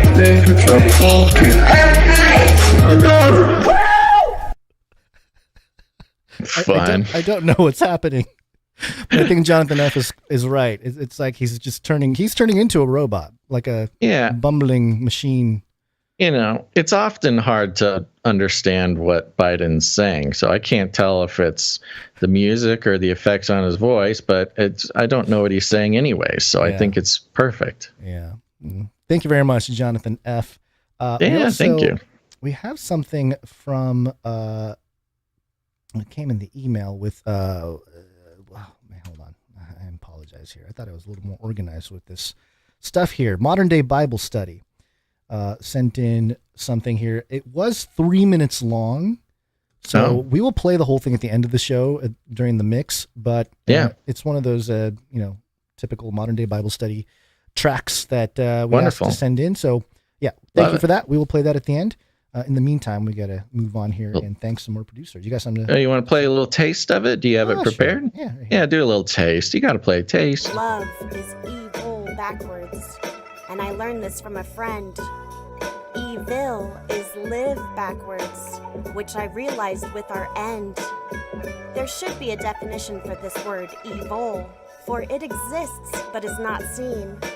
Evil is to be filled with discomfort and pain from another, where evil is to react that way in your day. Ooh. We all experience these emotions daily. Okay. Thank you very much, Modern Day Bible Study. We'll play the whole thing at the end of the show. Stick around for that, folks. Yep. All right. Let's go move on to some art here. One art, please. Got something from Sir Dove. One art, please, from Dove. And I was a little bit confused today because all I got from Sir Dove in the note was an email address. And I looked at it a couple times because I wasn't sure if I got something wrong. An email from Sir Dove? No. In the message part where note to be read, it just says dovemerari@gmail.com. Okay, well, you don't need to give out his email, but also... It says it's in the note to be read out loud, so... Okay. Out loud, so well, I'm wondering if maybe he's referring to the fact that maybe he sent us an email. Oh, maybe. Because the note was too long or something. Maybe. I didn't see a note. Yeah. Did you see a note from him? I'm looking right now. No, just one on the 20th. No, I don't see it. Maybe he just put his email instead of a thing. I'm not sure. Interesting. The art is for the Texas meetup, the Glen Rose, Texas meetup. Yeah, this is great. Sorry, I'm trying to pull it up here. I wasn't prepared for this one either, but this is great. This is a wonderful service that Sir Dove provides for the meetup creators. So keep that in mind, folks. You go to canarycrymeetups.com and you will see a lot of the wonderful art from Sir Dove, and it's a function of the meetups that these flyers are fun, catchy, and contain all sorts of incredibly important information that you need to go to a meetup. This meetup flyer is for the Glen Rose, Texas meetup. The background has some building. I'm assuming maybe that building is where the meetup is. You got a cowboy Canary wearing a denim jacket there, looking very Glen Rosy. And then you've got, let's see here, Memorial Day weekend, May 27th and 28th. Visit the Creation Evidence Museum. That's what it is. It's the Creation Evidence Museum. For details and RSVP, whoa, there's a Eventbrite thing or an Evite. Yeah. Oh, you guys got to get a better link for that Evite. The link shortener would help maybe, or a domain. https://www.evite.com/event/I1AFD4Q3YDO7W. It sounds like you're punching in a private key for a Bitcoin. It's like a Bitcoin account. Yeah. We'll get a link shortener on that. But until then, anybody can go to canarycrymeetups.com, check out the meetups, go to one near you, like Glen Rose, Texas. The Glen Rose meetups have been some of the best ones I've heard. And thank you very much, Sir Dove, for your service. Yeah, thank you, Sir Dove. Appreciate it. And that is the only piece of art that I believe we have today. So we will move on, and I know we do have some. Yes, we have microfiction.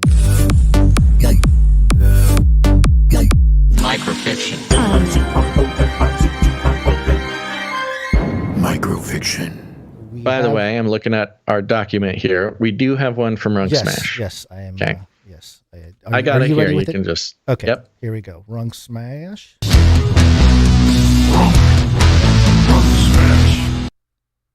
Come on, music. Come on. There it is. Every door he takes his resolve diminishes, to the point he is almost non-resistant to the woman and her mechanical elves. That is, until he enters his 12th door and lives a life where he meets the true king, after which our Mike is a new man.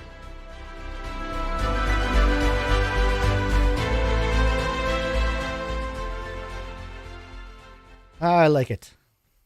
Yeah, Nice love little it. Thank you very much, Runk Smash. Appreciate it, Runk Smash. All right, we have one more from Stephen S. The receptionist for the Flesh Crafter Human Skin Suit Factory answers the phone. Boss, a Russian dude named Victor wants to order 1,000 full bodysuits with face masks. He has one question, though. What's that? Can you make it sweat?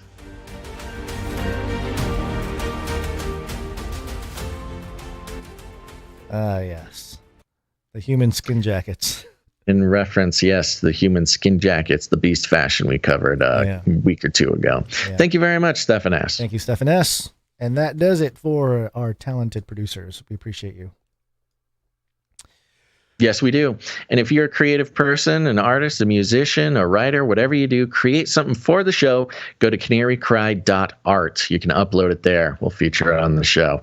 And while you're at it, if you have any articles you'd like to send in, go ahead and send those to, or go to canarycry.report.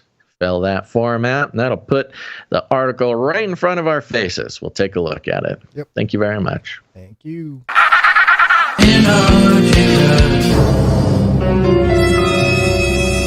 It's cold, Basil. It's cold. Antarctica, go first. It's a snowstorm. Antarctica. Ice scientists are penguins. Antarctica, they're opening the abyss. We need a great reset. Yeah, you know, we've done so much money talk and job talk and all sorts of things this episode. I thought this was only fitting. This is from theguardian.com. The headline, The Great Resignation Led to Big Regrets. Oh. So should we all be career committing guns? I don't know. This is part of the wonderful campaign, PR campaign from corporate America to put workers back in their place. You know, during the pandemic, workers got a little bit too froggy, started demanding a little bit too much living wage, started changing jobs when they were mistreated, or just, you know, shooting for their dreams, whatever it was. This was a big problem for corporate America, which, of course, is the real president of this country, which is why we're seeing a purposeful dismantling of any ability for the middle class to thrive, much less survive. But included in that, it would not be a proper top-down oppression of the lower classes from the elite class if it didn't have some sort of Antarctica theme in it. We know that this is Antarctica is what they use. It's a character they use for communicating their plans. It's just a tool. And dangling a carrot, a utopic carrot in front of all of us. So the Great Resignation led to big regrets. So should we all be career committing? Commit, civilians. You should read fancy. You should read the headline there, and then mention the header image, because I think that's relevant to the article here. Yeah. Many of us have indulged in fantasies of a more enriching job in a remote location, but in reality, even wrangling baby penguins would have its problems. Dun, dun, dun. Starting off right out the bat, we got a header image, headline image rather, of a bunch of baby penguins, or a bunch of penguins with a cute baby penguin just standing right up close to the camera, looking at the camera, which I guess the implication. It's a person, Basil. It's a person looking back at us. The implication being, you thought, you silly middle-class worker, you thought you were going to follow your dreams and become a wildlife photographer. You quit your job at the finance firm, the big firm, and went off to Antarctica, but get back in your place. That's really what that means. The penguins will take pictures of themselves. Fancy looking after a Hebridean island or counting penguins in Antarctica? Both roles are on offer currently, following much hyped opportunities to run a bookshop in the Maldives, become an Austrian hermit, or a lighthouse keeper in Cape Wrath. Remember during the pandemic, there's all those dream jobs? Yeah. In Antarctica. Yeah. The enthusiasm with which dream jobs are greeted speaks to a communal hankering to chuck it all in. We are emerging from an existential reckoning that made life feel precarious and precious. Yeah, we're emerging from that straight out of the frying pan into the fire. Yeah. So we want to put our hands in soil, wake with the dawn chorus, get the camper van, write that novel. My WhatsApp threads return to this regularly. Let's get a $1 Sicilian house and a few goats and live off the land. No, none of us knows one end of a goat from another. But before we resign with the bridge-burning panache, that's what it is, panache of a JetBlue steward, let's take a moment. Is there something to be said for sticking it out? How are the pioneers of the Great Resignation doing? One, admittedly very small, survey this year suggested 80% regretted their decision. Another last year highlighted a similar percentage, 72%, who experienced regret or surprise after quitting for a different job. Just put me back behind the cabinet. Yeah. The counter. The counter. Yeah. We really don't even have to read too much more of this unless you had some more Antarctica the next stuff part is in there. what I had highlighted here. So okay, I'll do that second one. But I think this is such powerful messaging coming from our elite lizard overlords, and also a good opportunity for us to learn a life lesson, but also apply this to Antarctica. So they're referring to during the pandemic, everybody was quitting their jobs, getting better jobs, getting more money, blah, blah, blah, a little bit more power to the worker. And of course, the establishment needs to come back and try to convince you not to do that because, look at all these people. They made their lives better and they regret it. They regret getting a higher paid job or switching to a job they like more. Just stick it out. You're going to regret following your dreams, kids, is the message. Yeah. And this message started almost immediately during the Great Resignation. It goes on. In 2023, there are sound economic reasons for wishing you hadn't called the CEO a sociopath in a mic drop email, but some regrets seem more profound. A former Google... That's what I had highlighted. Okay. How many people did that? Did they really? I don't know. Hey, man. CEO, you're a sociopath. I'm going to Antarctica to count penguins. I'm living my dream. They didn't, that would have been an opportunity that they should have hyperlinked a related story. I'm curious about this. If that was a specific thing that happened, surely they, would have wrote about it. And maybe you'd regret that. Not even considering you switched jobs or whatever. You might regret just doing that in general. But anyway. Yeah. Well, and it goes on about all these people who missed their jobs that they had and that you shouldn't leave your job for better pay and a better job because you're going to regret it. There's some interesting notes in here. Here's a quote.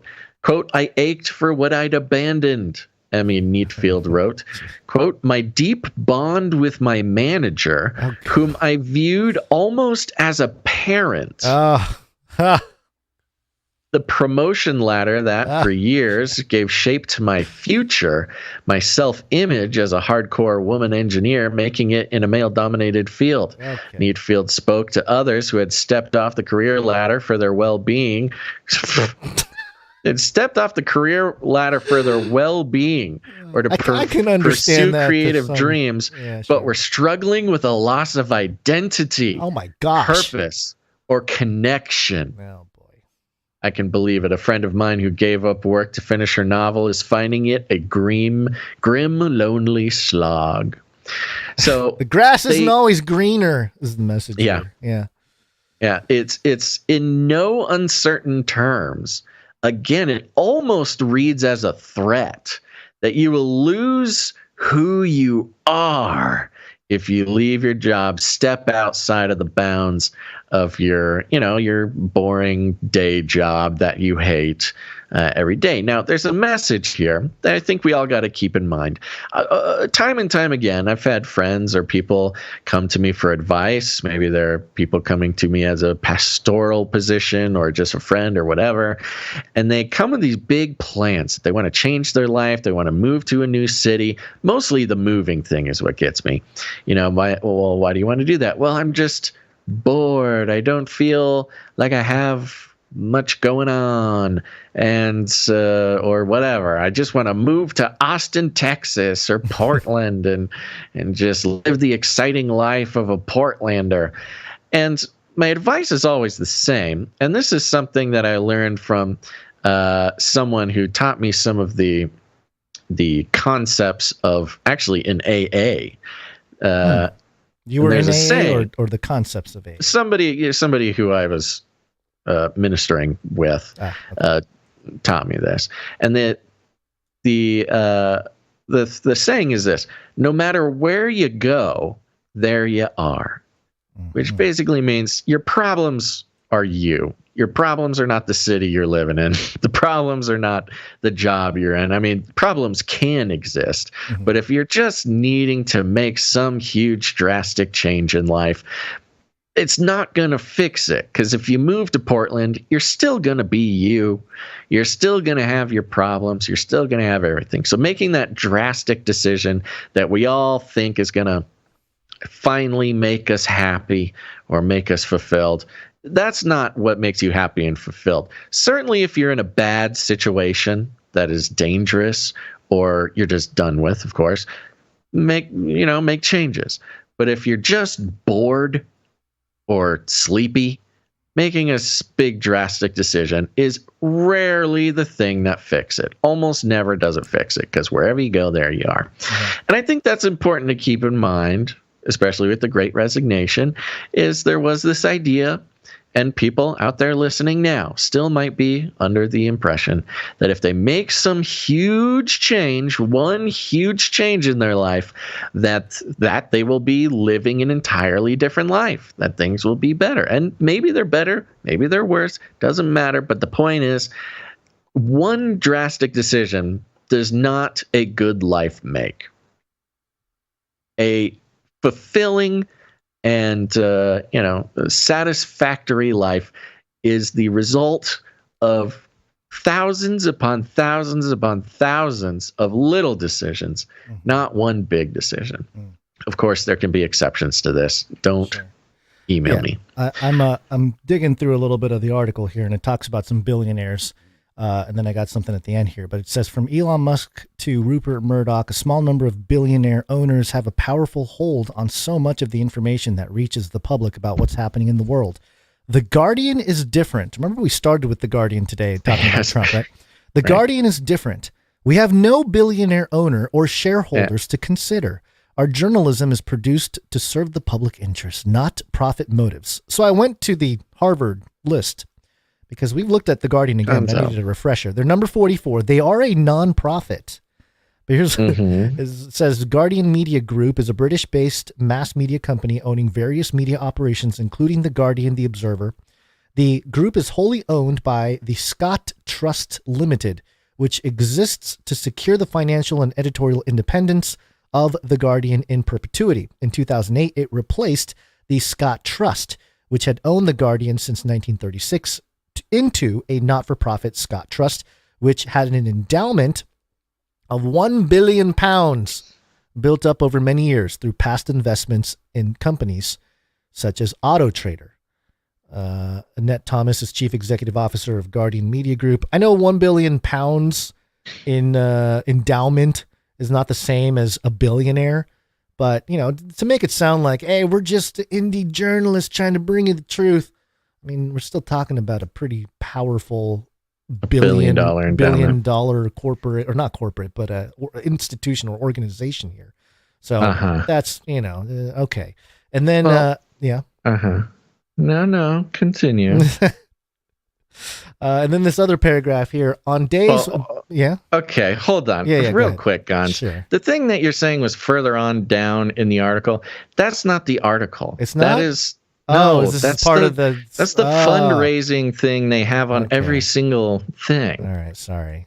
My bad. So I'm glad that you interrupted my Guardian long life lesson that I was making. I was only about halfway through. Oh, you were only halfway through and I was connecting it to Antarctica. You cut it off at the worst possible moment. I thought you were done. It was about to get all wrapped up. No, I was laying the groundwork. Okay, all the right. groundwork of the life lesson. Okay. And then it was going to go into Antarctica and how it related to the Illuminati using Antarctica to as the carrot on the stick to lure the rich white liberals down to the utopia, and then use it as and you just came in to read a fundraising note for the Guardian. Hey, at least we debunked the Guardian. Gonzo. Okay. I think that's the end of the show then. We got to get you to a birthday party. Yeah. All right, everybody. Thanks for listening to this episode of Canary Cry News Talk. We'll be back on Friday. And thank you to all the producers who make this show happen. We really appreciate it. And let us know. Here's one great way you could help produce. Send us an email and open up a conversation with us. I would like to start having conversations about producership and the situation that the world finds itself in. Because we are finding that world events, not even to mention getting kicked off YouTube, which is going to exacerbate this entire thing, but world events, that has quite the effect on the value for value model. And, if we move it, that is the one, again, going back to how the elite superstructure of wealth and authority in this world can exact calamity on a population to bring them under control. We are finding that the current economic situation is exacting a type of control over the value for value model that is requiring a pivot or something, or at least some input from people, because the corporate money in media seems to be slightly more recession proof than the value for value model. So we are now we have the what's the word? The privilege. We have the privilege as a value for value success story, thank God, to explore perhaps what the value for value model looks like in sustaining independent media in such rocky global economic situations such as this. And so we will be doing some research. I want to talk to some people. I want to hear what's going on in regards to, the value for value model. Why do you produce? Why don't you produce? Why did you produce? Are you planning to produce? And just let me know just say hi. We can start a conversation, because it has become so clear that we need to be paying attention. And like independent media, the strength in independent media, or one of the strengths, exists in its ability to adapt to different situations, which is great. We need that. It's corporate media's downfall that adaptation has not been in their benefit. But in order for the value for value model to adapt, we need to spread our wings, get some more input here, because just because. We all know why. So send us an email at canarycryradio@gmail.com. Just say hi. Let's start talking. But we do have plenty of producers who have been producing not just with their treasure, not just with their talent, but also with their time. And we love them very, very much. So let's thank our Clippies. Clippy on those videos. Thanks. That's right. The Canary Cry Clips channel on YouTube and Odyssey. Go check it out. It's clips of this show, segments clipped out, clips clipped out. It's great. It's a great resource to revisit different stories from the show and share them individually with your friends and family.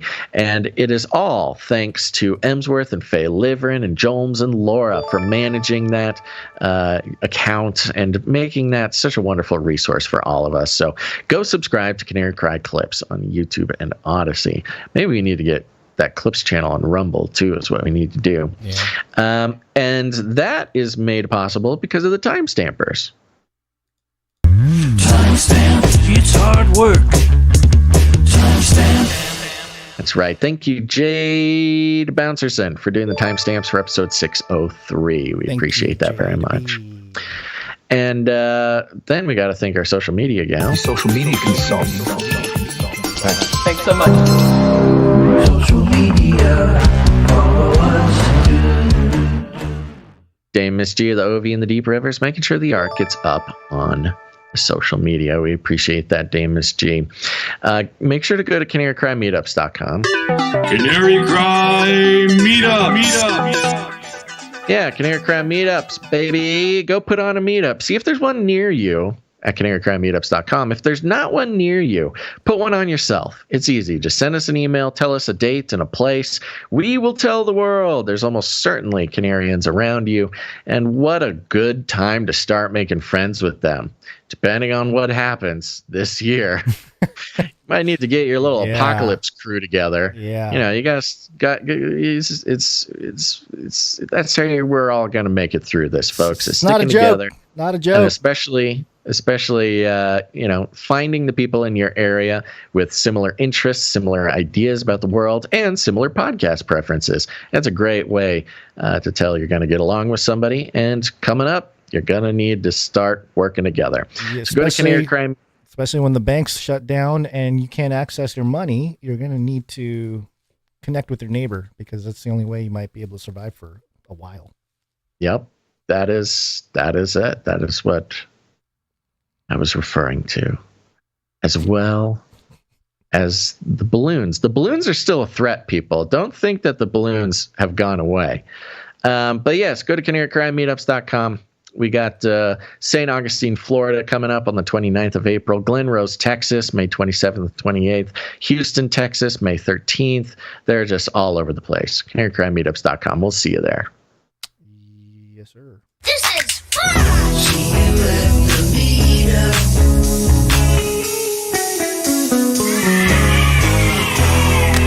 Yep, thank you. We're moving right along. Go leave ratings and reviews on Apple Podcasts. Do it, or else. Thank you to Jam for the links. Thank you, Clank, for the assistance. Thank you, everybody who left us articles at canarycry.report. Yep. And other than that, folks, share the show. Share it with penguins. Oh, share by it the with way, penguins. Before you get into that, the people who submitted articles for this episode, which we don't always use it, but we want to thank you. T-shirt Council Separatist. That's funny. Angela and Clankanifius. Thank you. Love it. Thank you.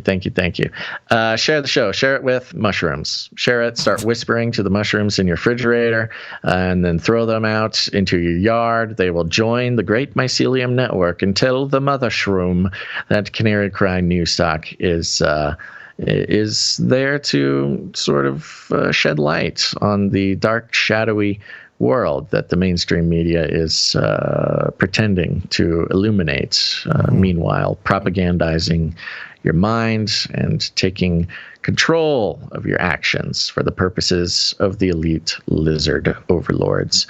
But other than that, we call it rattling cages, and all you got to do is walk right up to them, grab them by the cage, and then you shake it. The end of the world occurred pretty much as we had predicted. The I want to shake things up, stir up some controversy, rattle a few cages. Hey, stop that! You'll never silence me. I'm the last angry man, a crusader for the little guy. Leave the bird alone. Never. Rattle a few cages. Rattle a few cages. The human race will have every opportunity to improve. And if they don't? Ask Noah. Just ask Noah. Gons, any last words? Today was YUAN's World Water Day, and also the Skull and Bones Awareness Day, and the Georgia Guidestones opening. This is, let's see, it was 1980, which would make it 43 years. Of course, it got torn down last year. The year 42. Blowing up. Yeah, blow it up. Yeah. All right. Well, thanks, everybody. We're going to keep the post-show songs limited, but we appreciate it. We'll see you later. Yep. All right. Thanks for tuning in to this episode of Canary Crowd News Talk. Make sure to tune in next time, but until then, think outside the cage.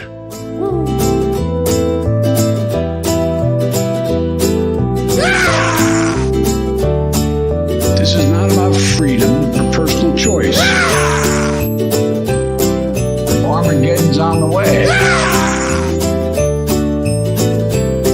I've ordered more pills than anyone in the world. Feed him more.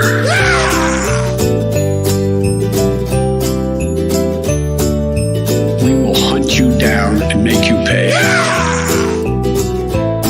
It will kill.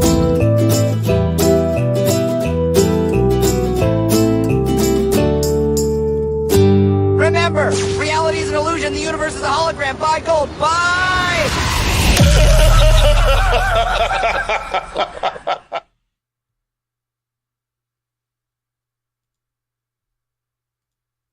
Messages as coffee break memories with modern day Bible study. Needing encouragement to start the day? A boost of caffeine to get you through the challenging ways. Now let's start off with this one I'd like to call Totsie. In order to understand Totsie, remember to think outside the cage. Be prepared spiritually, for evil is constantly testing. The chaos is trapping you with hopes that it sets you free. That freedom is trust in the Almighty, the only one who knows your afflictions. We all fall victim to the depictions, and to rise is the sweetest mission. Break free from the chains that you make, or even the links in which you take. Being attached to treasures leads to heartache. Love is evil backwards, and I learned this from a friend. Evil is live backwards, which I realized with our end. There should be a definition for this word evil, for it exists but is not seen. Evil is to be filled with discomfort and pain from another, where evil is to react that way in your day. We all experience these emotions daily, to share our love, to sit with evil, to joyfully live, while still fighting with evil. Do you see how special we are? For this is most of our fate, an acknowledgement of the memories you create. Gain control of your mind state, to check your energy and forgive, not hate. Don't delay, I'm already late, to the Canary Cry party which has landed in our fate, guiding us along the way, sharing the news that is causing dismay, to ensure that we have nothing to fray, dedicated to Monday, Wednesday, and Friday, to think outside the cage. Totsie, think outside that cage. Bringing you extra energy with Basil and Gons. And remember,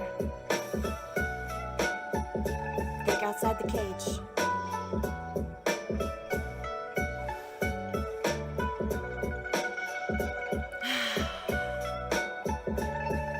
Thank you for all that you do, for this show, for all the people that you have brought together, all your listeners, all your producers, all your friends, all your family. Thank you.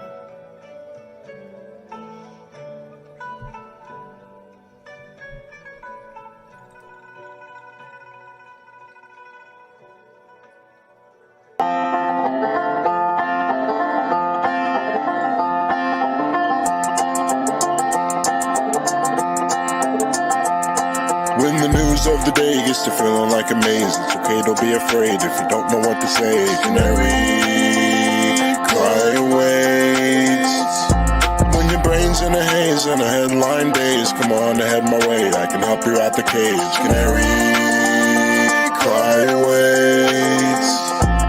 Canary, cry waits.